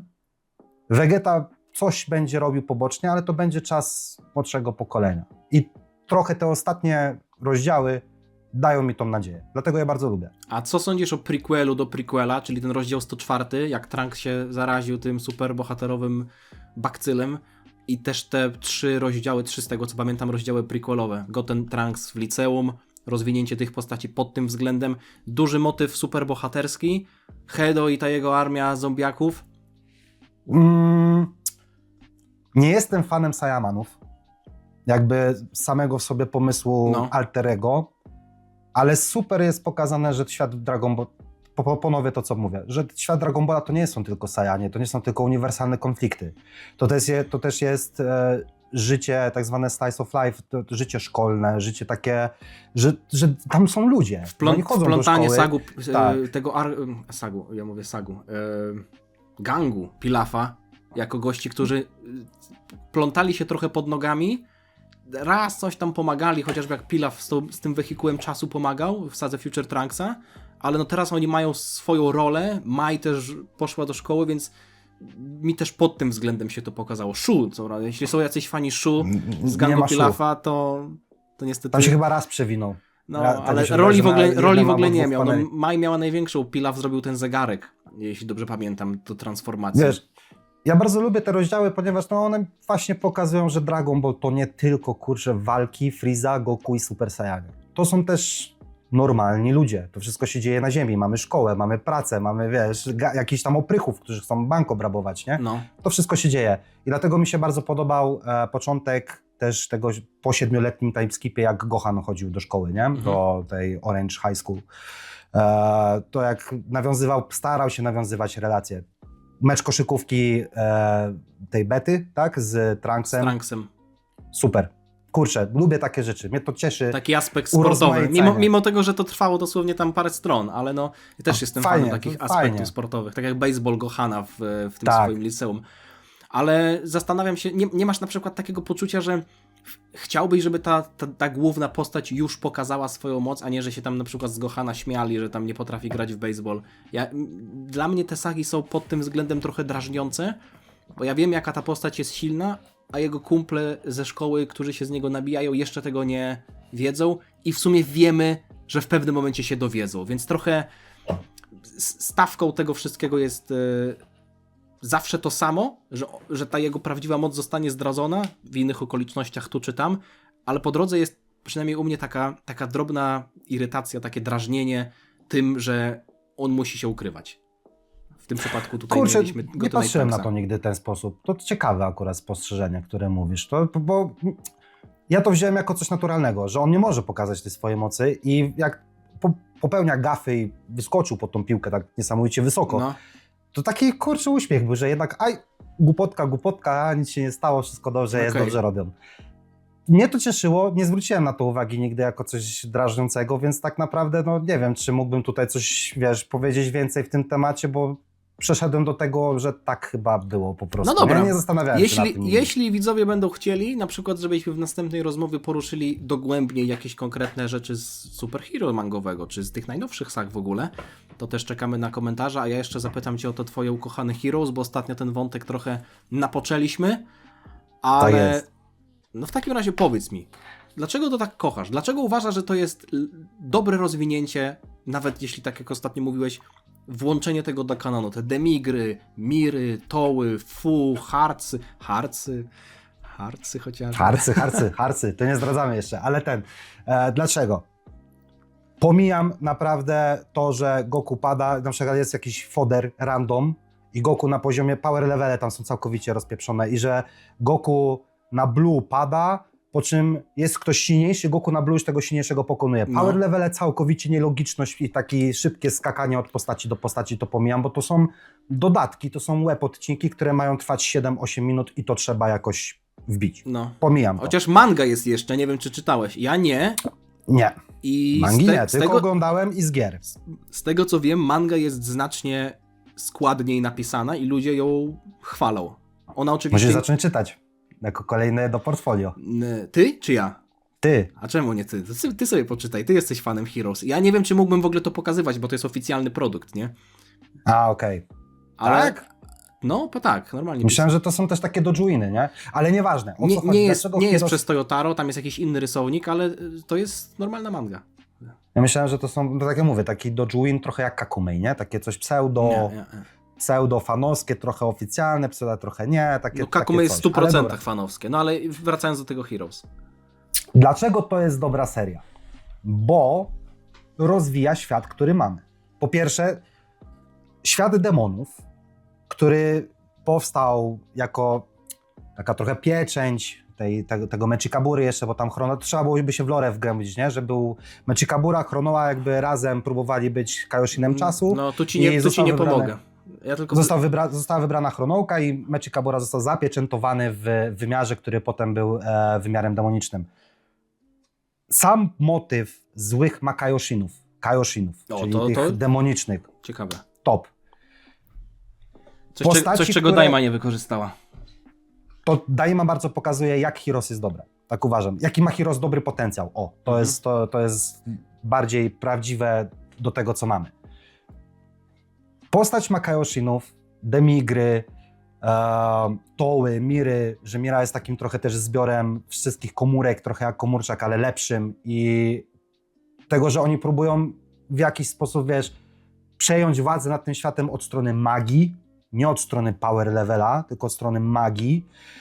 Dark Factor, nie chcę wgłębiać się w lore fabularne, ale Super Heroes pokazuje, że świat Dragon Balla to ponownie nie tylko Frieza Saiyanie, tylko gdzieś coś jest, co jeszcze totalnie jest nierozwinięte i jakby uderzyć w ten kierunek, to mamy całkowicie nowy świat do odkrycia. No rozumiem. Mamy super postaci. Hearts jako postać, która skądś wie o Zeno, skądś wie o tych wszystkich bogach zniszczenia i chce zabić Zeno, bo chce uratować śmiertelników spod wpływu osób boskich, no to jest super, tego jeszcze nie było w Dragon Ballu. Nie mieliśmy takiej postaci. Zamasu jest trochę odwrócony, ale nie mieliśmy takiej postaci. Lore złych Saiyan z czasów Yamoshiego, czyli Camber, nie? Czyli ci starożytni Saiyanie. O, to nawet nie wiedziałem, że Camber ma takie pochodzenie. Że to jest wzięty z jakiegoś randomowego miejsca w czasie, ale zna Super Saiyana Goda formę, bo jakby widać po interakcjach, jak Goku się transformuje w Goda, czy tam w Blue, on widać, że zna tą formę, jest z nią bardzo dobrze obyty i też bardzo u niego frustrację dużo buduje i takiej złości. To znaczy, że on tego Yamoshiego gdzieś tam coś musiał liznąć, bo wiemy, że Yamoshi był pierwszym. No. To czekaj, czyli uważasz, że Heroes ma też dobre rozwiązania, a nie jedzie tylko na tym potencjale, że rzuca dobre pomysły, ale ma słabe wykonanie. Czyli ma też fajne Wykonanie ma słabe. Ma słabe. W sensie chodzi mi na przykład o tego Heartsa jako sam motyw antagonisty, albo Camber jako motyw Saiyan starożytnych, że to 1:1 chciałbyś na przykład zobaczyć w Mandze Dragon Ball Super? Tak. Bardzo bym chciał na przykład cały ark, tak samo jak uważam, że Bojack z Zetki, jego całe backstory, jego historia, to jest super, jakby zrobić taką sagę na bazie tej postaci. To jest samograj. I tak samo uważam, że Hearts, całe te jego Core Warriors, Kaminioren, a propos Uniwersum 6, to są Taflesi, Cufulianie, którzy wybili swoją całą rasę, oni. No przecież to jest samograj, jeśli chodzi o fabułę. Tam jest taki potencjał na przedstawienie postaci, że naprawdę super by to się oglądało. Mało tego, cały turniej multiwersalny mieliśmy w teorii złego Gohan Blacka. Trunks musiał się zmierzyć z Future Gohan, tym złym, uniwersalnym wojownikiem. Nie wiem, co tam robił Piccolo, w sumie to nie zostało wyjaśnione, ale no mniejsza.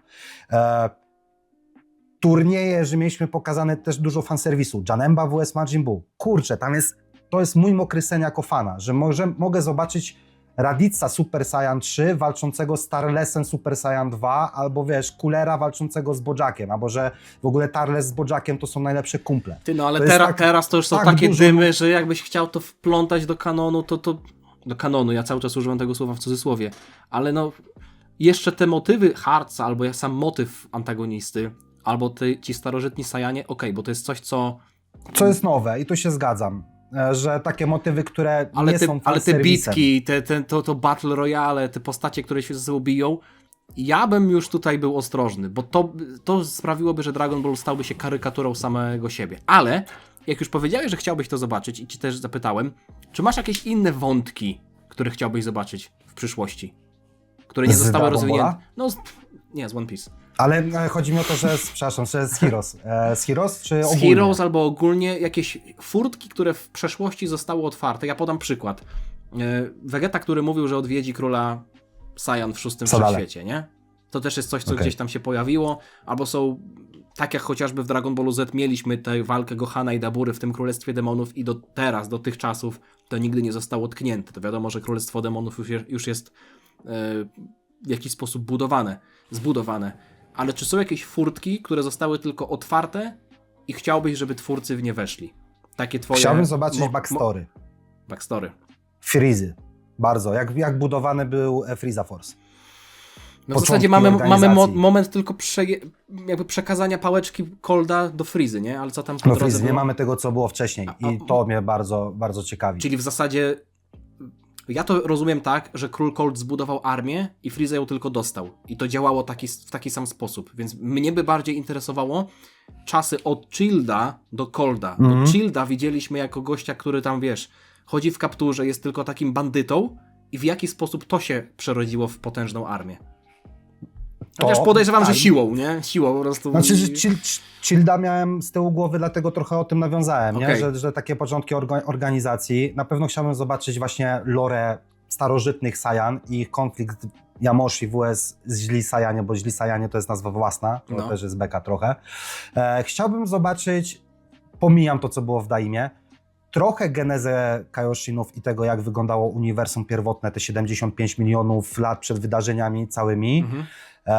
Kim jest tak naprawdę Majin Buu? Czy to on istniał od początku czasu? Myślę, że to już jest trochę... Myślę, że ten pociąg odjechał. Ale to taki, wiesz co, ja bym chciał zobaczyć trochę, nie? Na pewno jeśli chodzi o nowe wątki, to chciałbym zobaczyć rozwinięcie Broly'ego, jakie będzie miał przygody. I czy będzie taką pełnoprawną częścią Dragon Teamu. Chciałbym też zobaczyć, co się stało z Granolą. I ile mu czasu zostało, bo widziałem to u ciebie na odcinku, że te 3 lata trochę to nie ma się tak jak do naszego czasu na Ziemi, tylko może być zupełnie inny czas. Tam można upchnąć 10 sak po drodze. Tak. I kim będzie Granola za te 3 lata jego, które mu tam zostały na jego czas? Bardzo mnie to ciekawi. Szczerze można to cofnąć, jeśli Merusa sobie cofnęli i zrobili z niego śmiertelnika. Od Marusia to imię dzisiaj nie padło. Ty zacząłeś w ogóle temat, który bardzo bym chciał zobaczyć. Kim są aniołowie i co się stało z uniwersami, które zostały wymazane. Kim są aniołowie, nie? Skąd oni się wzięli? Dlaczego na turnieju mocy nie byli wymazywani? To w takim razie oni są jakimiś freelancerami, jak to się mówi, nie? Na umowie tylko... A Merus został, bo prawa anielskie w jakiś sposób złamał i został wymazany w teorii. Ale co się zadziało właśnie z tymi też uniwersami, które Zeno wymazał. To też jest potencjał na niesamowitą fabułę. I można to połączyć nawet z Super Heroes, że może Hearts jest z takiego uniwersum. Bo można, bo to jest furtki masz totalnie pootwierane. A na przykład turniej, jakaś taka, powiedzmy, saga w formie filmu kinowego, to byłoby spoko. Turniej w Zaświatach, tam gdzie Goku i Paiku-Han walczyli, 7 lat między Cell sagą a Buu sagą, tam mieliśmy albo w ogóle jakaś seria, w zasadzie to już byłaby retrospekcja, tycząca się tego okresu czasowego, jak Goku nauczył się tańca fuzji. W zasadzie on umarł mając tylko SSJ, a w międzyczasie osiągnął SSJ-2 i SSJ-3. Poznał tych ludzi. Olibu przecież ten blondyn, który taki trochę jakiegoś Herkulesa przypomina, to też jest gość, który był na Ziemi ma pomnik, więc moglibyśmy tę postać poznać, albo inne postacie. To jest Olibu chciałem wspomnieć, że ciekawi mnie, jak wyglądała Ziemia za jego czasów, kiedy żył. Co się działo? Z kim walczył, w jaki sposób umarł, jak się poświęcił, dlaczego zachował ciało. To jest ciekawe. Ale same zaświaty nie są dla mnie jakoś interesujące. Powiem ci, bo tam nie masz stawki. Nie masz dużo miejsc w zasadzie. Masz tylko kilka planetek.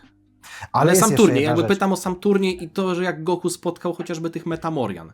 Też mieliśmy przecież film z Janembu, który dział się w Zaświatach i tam można powiedzieć, że była pewna stawka i samo powstanie Janemby jest w jakiś sposób fabularnie do obronienia, bo mieliśmy mechanizm z tymi duszami, który jakby zabierał zło z dusz, powiedzmy taki czyściec, i to zło przejęło gościa, więc samo narodzenie Janemby pod kątem fabularnym jest do zjedzenia, chociaż już design... Janemba super postać, nie? Janemba niesamowity potencjał ma.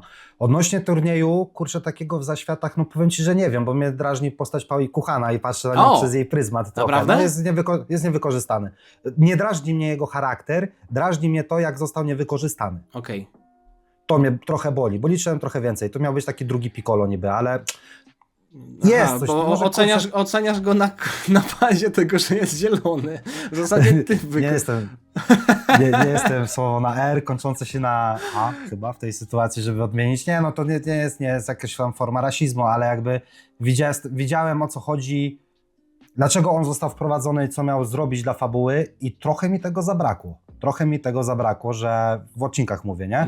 Że potem został faktycznie gdzieś tam na ten bok wrzucony i już nigdy więcej do fabuły nie powrócił w sposób bardziej istotny niż te jego 5 minut, które miał. Bo w filmie z Janembą tak samo w sumie został sfoderowany bardzo mocno i bardzo szybko, nie? No, znaczy przydał się, żeby ci się stalili, no ale generalnie to nic sam nie zrobił za dużo. I tyle. Więc turniej za światach spoko, ale bardziej mnie ciekawi wybrane rzeczy, tak jak Metamoriania Akolibu z zaświatów, niż sam sobie w turniej, który by się dział w zaświatach, bo uważam, że no tam po prostu nie masz aż takiej stawki, bo wszyscy i tak już nie żyją. Chociaż wiesz co, Ale- teraz sam się łapie, bo to jest motyw, który już był wiele razy, ten turniej, plus też opowiadałby o czymś, co już też w sumie widzieliśmy. Więc jeśli... Bardziej Dziadka Gohana bym chciał zobaczyć ponownie. Okej, no. Też To, postać co zapomniana on myśli praktycznie. na temat obecnych wydarzeń tego... Co to on myśli? To możemy go do podcastu zaprosić. Zapytamy go, co on myśli na różne Jest. tematy. I jak patrzę na Goku, nie? Teraz, to taki chwilowy nawet moment, ale my w sumie to mamy prawie 2 godziny, nie? No to zaraz kończymy. Dziadka Gohana z zaświatach tak, sam turniej, mieszanie bardziej to, co było kiedyś, czyli początki świata Dragon Balla, niż Żeby rozszerzyć, wydarzenia obecnie, żeby rozszerzyć historię.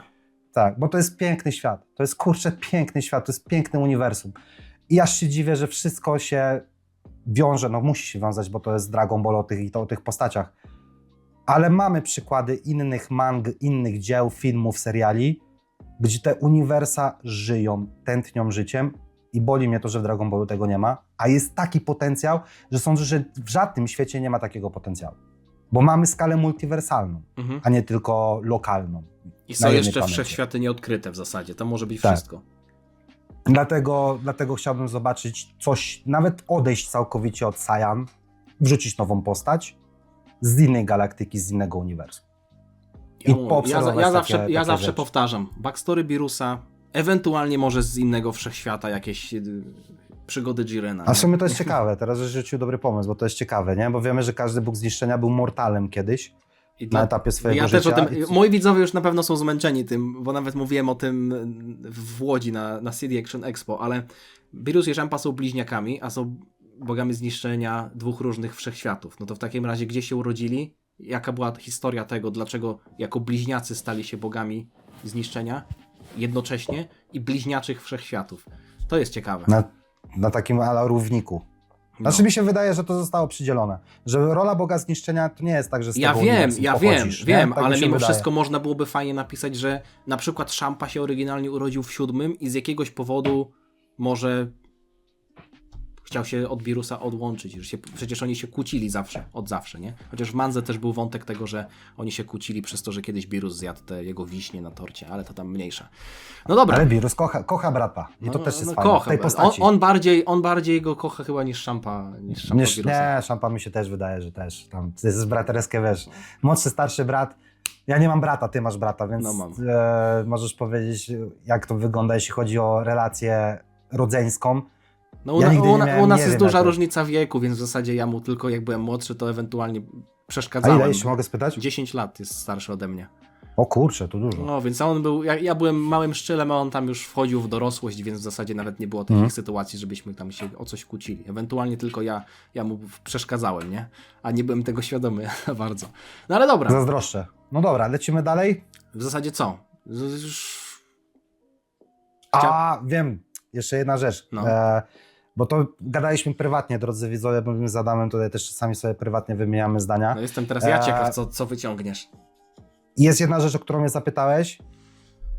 Scena, przy której się najbardziej wzruszam. A, no tak. Racja. I mam to w głowie, bo o tym Racja. pamiętałem, żeby to powiedzieć i sądzę, że cię zaskoczę. Wracamy do angielskiego dubbingu, Funimation. Jest to Bardock, The Father of Goku. Kiedy Goku leci w kapsule już na ziemię, Bardock już nie żyje, ale dubbingowo mówi do syna, że dziękuję mu i tak dalej, że życzy mu powodzenia. I ta chusta Tory leci przez kosmos. Wow. Nie, to jest absolut cinema. Człowieku, to jest najlepsza scena. Naprawdę. To W jest, całym Dragon to jest Ballu. dla ciebie najbardziej wzruszająca? Tak, Okej. No, bo pokazuje zmianę Bardocka i podejście do jego syna. Okej, no tak, no tam był motyw, że on go wyzywał od śmieci tak na samym początku tego specjala. Super scena i ryczałem na tym nie wiem ile razy, ale tylko w tym dubbingu Funimation, A bo w japońskim tego nie ma. ostatnia scena chronologicznie, która cię wzruszyła. Nie pytam o ostatni moment w twoim życiu, kiedy się wzruszyłeś na Dragon Ballu, ale ostatnia scena chronologicznie. No to Jakby najnowsze wydarzenie. najnowsze wydarzenie. No rozumiesz o co pytam, nie? Kiedy ostatnio, nie, poczekaj, kiedy ostatnio się wzruszyłem, czy kiedy chronologicznie w Dragon Ballu? Chronologicznie w Dragon Ballu. Jakby najnowszy moment z fabuły, który cię No okej, najnowszy wzruszył. moment z fabuły. Nie ma takiego. Chyba, że może na przykład ostatnim momentem była, nie wiem, jakaś Majin Buu saga, jak Vegeta się poświęcał. A potem Ostatnim Dragon Ballu momentem Super, to ani był- razu i tak dalej, i tak dalej. DBGT w 2005 roku, kiedy Goku już jest w teorii martwy, ale chyba nie jest Okej, martwy. czyli Żegna się ze wszystkimi, leci na smoku i wpada do Krillina. to Krillana. Na ostatni okej. pojedynek. I Roshi widzi go w odbiciu okularów. Okej. No jest. To jest tak. ostatni moment. Super jest. Jezus. To nie to, że jak on potem idzie, leci Dan i No. się pojawiają te flashbacki z całej historii, to gra na emocjach, to jest mocne, ale kurczę, że on tego Krillina i Roshiego jako ostatnich odwiedził. Nie odwiedził Vegety, nie odwiedził Gohana, nie odwiedził nikogo innego, ale ich odwiedził. Kurde, no ale moim zdaniem to jest trochę... Jakby rozumiem, scena jest fajna i jakby w ogóle tutaj w nią nie uderzam, ale tutaj raczej uderzam w to, że po takim czasie przedstawianie Krillana jako głównego tego pierwszego przyjaciela, pierwszego na pewno, ale tego najlepszego przyjaciela Goku, to już jest na siłę trochę. Trochę Już- tak. Już Trochę nawet też ostatnio tutaj o tym uważam. mówiłem w odcinku, że w klasycznym Dragon Ballu mieliśmy okres 11 lat, gdzie Goku z Krillanem widzieli się przez 48 godzin. 11 bodajże, nie chcę tutaj... No 11, bo mieliśmy od jednego Tenkaichi Budokai, Krillan tam umarł, mieliśmy potem 3 lata do kolejnego. W turnieju z Piccolo Juniorem Goku odleciał z Chi-Chi i wraca potem z Gohanem tam parę lat później, jak Gohan już ma 4 latka. No nie? I Gohan... No, i Trochę Goku widać to, jak o tym mówisz na bazie czasu No. w świecie, to trochę faktycznie jest coś w tym, że Krillan, najlepszy przyjaciel po tylu latach i tak dalej, trochę jest to naciągane. Zwłaszcza, że W sumie Goku teorii nie miał za Vegeta bardzo powinien- innych. Nie wiem, może z żoną. był się Vegeta powinien zaprzyjaźnił. być takim chyba taką osobą trochę jak Krillan jest dla niego. Krillin, No, obecnie już tak. Ja się czasem śmieję z wersji RTL 7, ale ja tutaj korzystam. Wyryło mi się w pamięć Krillan, bo to było w RTL 7. Tak jak Dandy, nie? Ja nie zwracam uwagi, tutaj też od razu mogę powiedzieć, drodzy widzowie, jak ja mówię taflesi, to mówię taflesi, No bo wiadomo o co kurczę, chodzi. No, tak jest, wiadomo nie? o co chodzi. Szatan serduszko, jak ktoś sobie chce, też sobie niech tak No niech nazywa, to mówi. nie jest nic złego, naprawdę. Petit Kuririn. Nie, kurczę, coś w tym jest, że trochę, no jeszcze był ten Yamcha, był Tien, był Chaozu, no dużo tych postaci się przewinęło w jego życiu, które też były bardzo ważne dla jego rozwoju, ale jakoś ten Krillan, Kuririn wtedy był taki, kurczę, w tym GT symboliczny, nie? To jest takie moje serduszko, czasami zimne i takie, wiesz, niedostępne dla emocji, no pękło w tym momencie tak pozytywnie, się bardzo wzruszam, jak sobie o Myślisz, tym że jeszcze pomyślę. byłoby w stanie pęknąć na nowych wydarzeniach? Na nowych wydarzeniach. Nie mówię o powrocie Tak. do starych, tak? Tak, uważam, że tak. Pomimo tego całego krytycyzmu z mojej strony, który się bardzo dużo przewija na odcinkach, to zresztą żeśmy spuentowali ostatnią naszą pogadankę, ja kocham tą markę. Bez niej bym nie był w tym miejscu, w którym jestem. Bez niej bym nie miał takiego charakteru, jakiego mam. Nie zrobiłbym niektórych rzeczy w życiu, które zrobiłem i sądzę, że dalej będę robił. To jest ludzi, których poznałem, ciebie, DB to jest, tak? Ludzi z karcianek, to dalej to jest DB. No.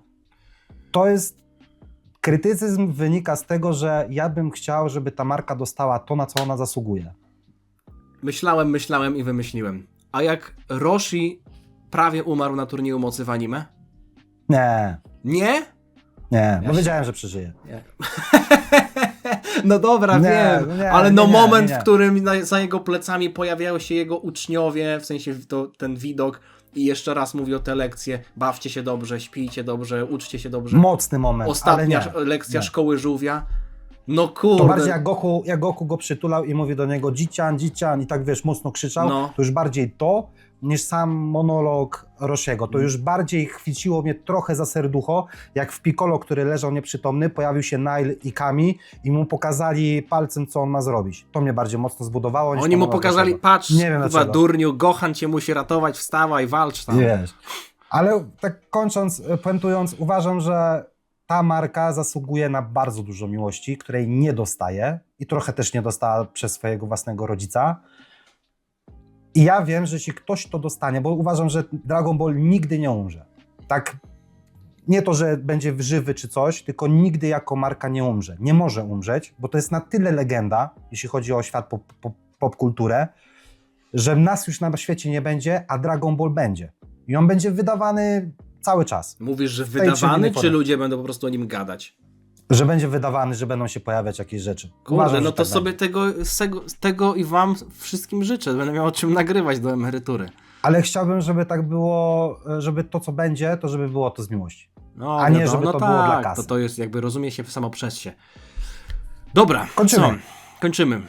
Miło było cię gościć, dobrze się Miło rozmawiało. było przyjść. W takim Mam razie nadzieję, że- przyjść. Siedzisz na kanapie, usadził się i Ogólnie muszę ci jeszcze powiedzieć prywatnie, mam taką jedną dużą wadę, że ja dużo gadam. dawaj mikrofon bardzo jeszcze. dużo Pokaż, gadam. czy pokazujesz mikrofon, czy nie? Ten, wiesz, który, Mordekaisera. Dobra.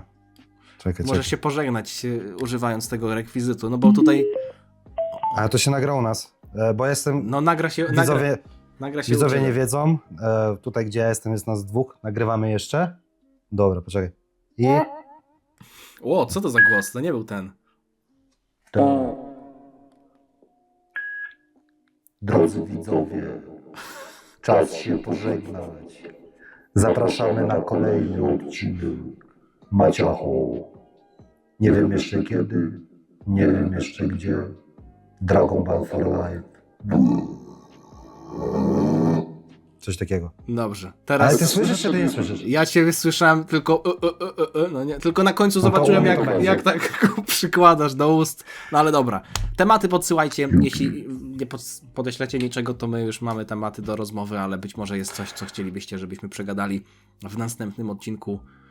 Bardzo Maciacho, fajnie tutaj Maciacho. było. Mam nadzieję, że też, kurczę, to jest może takie trochę życzeniowe, ale mam nadzieję, że osoby, które nigdy nie miałem możliwości, bardzo dużo ten dzisiejszy odcinek mi pokazał, że ja nigdy personalnie nie miałem czasu na swoich odcinkach, żeby uzasadnić swoje myślenie w jakiś sposób. Ja wrzucałem, wiesz, że o to mi się nie podoba, bo X, ale to X nigdy nie zostało rozwinięte w żaden sposób.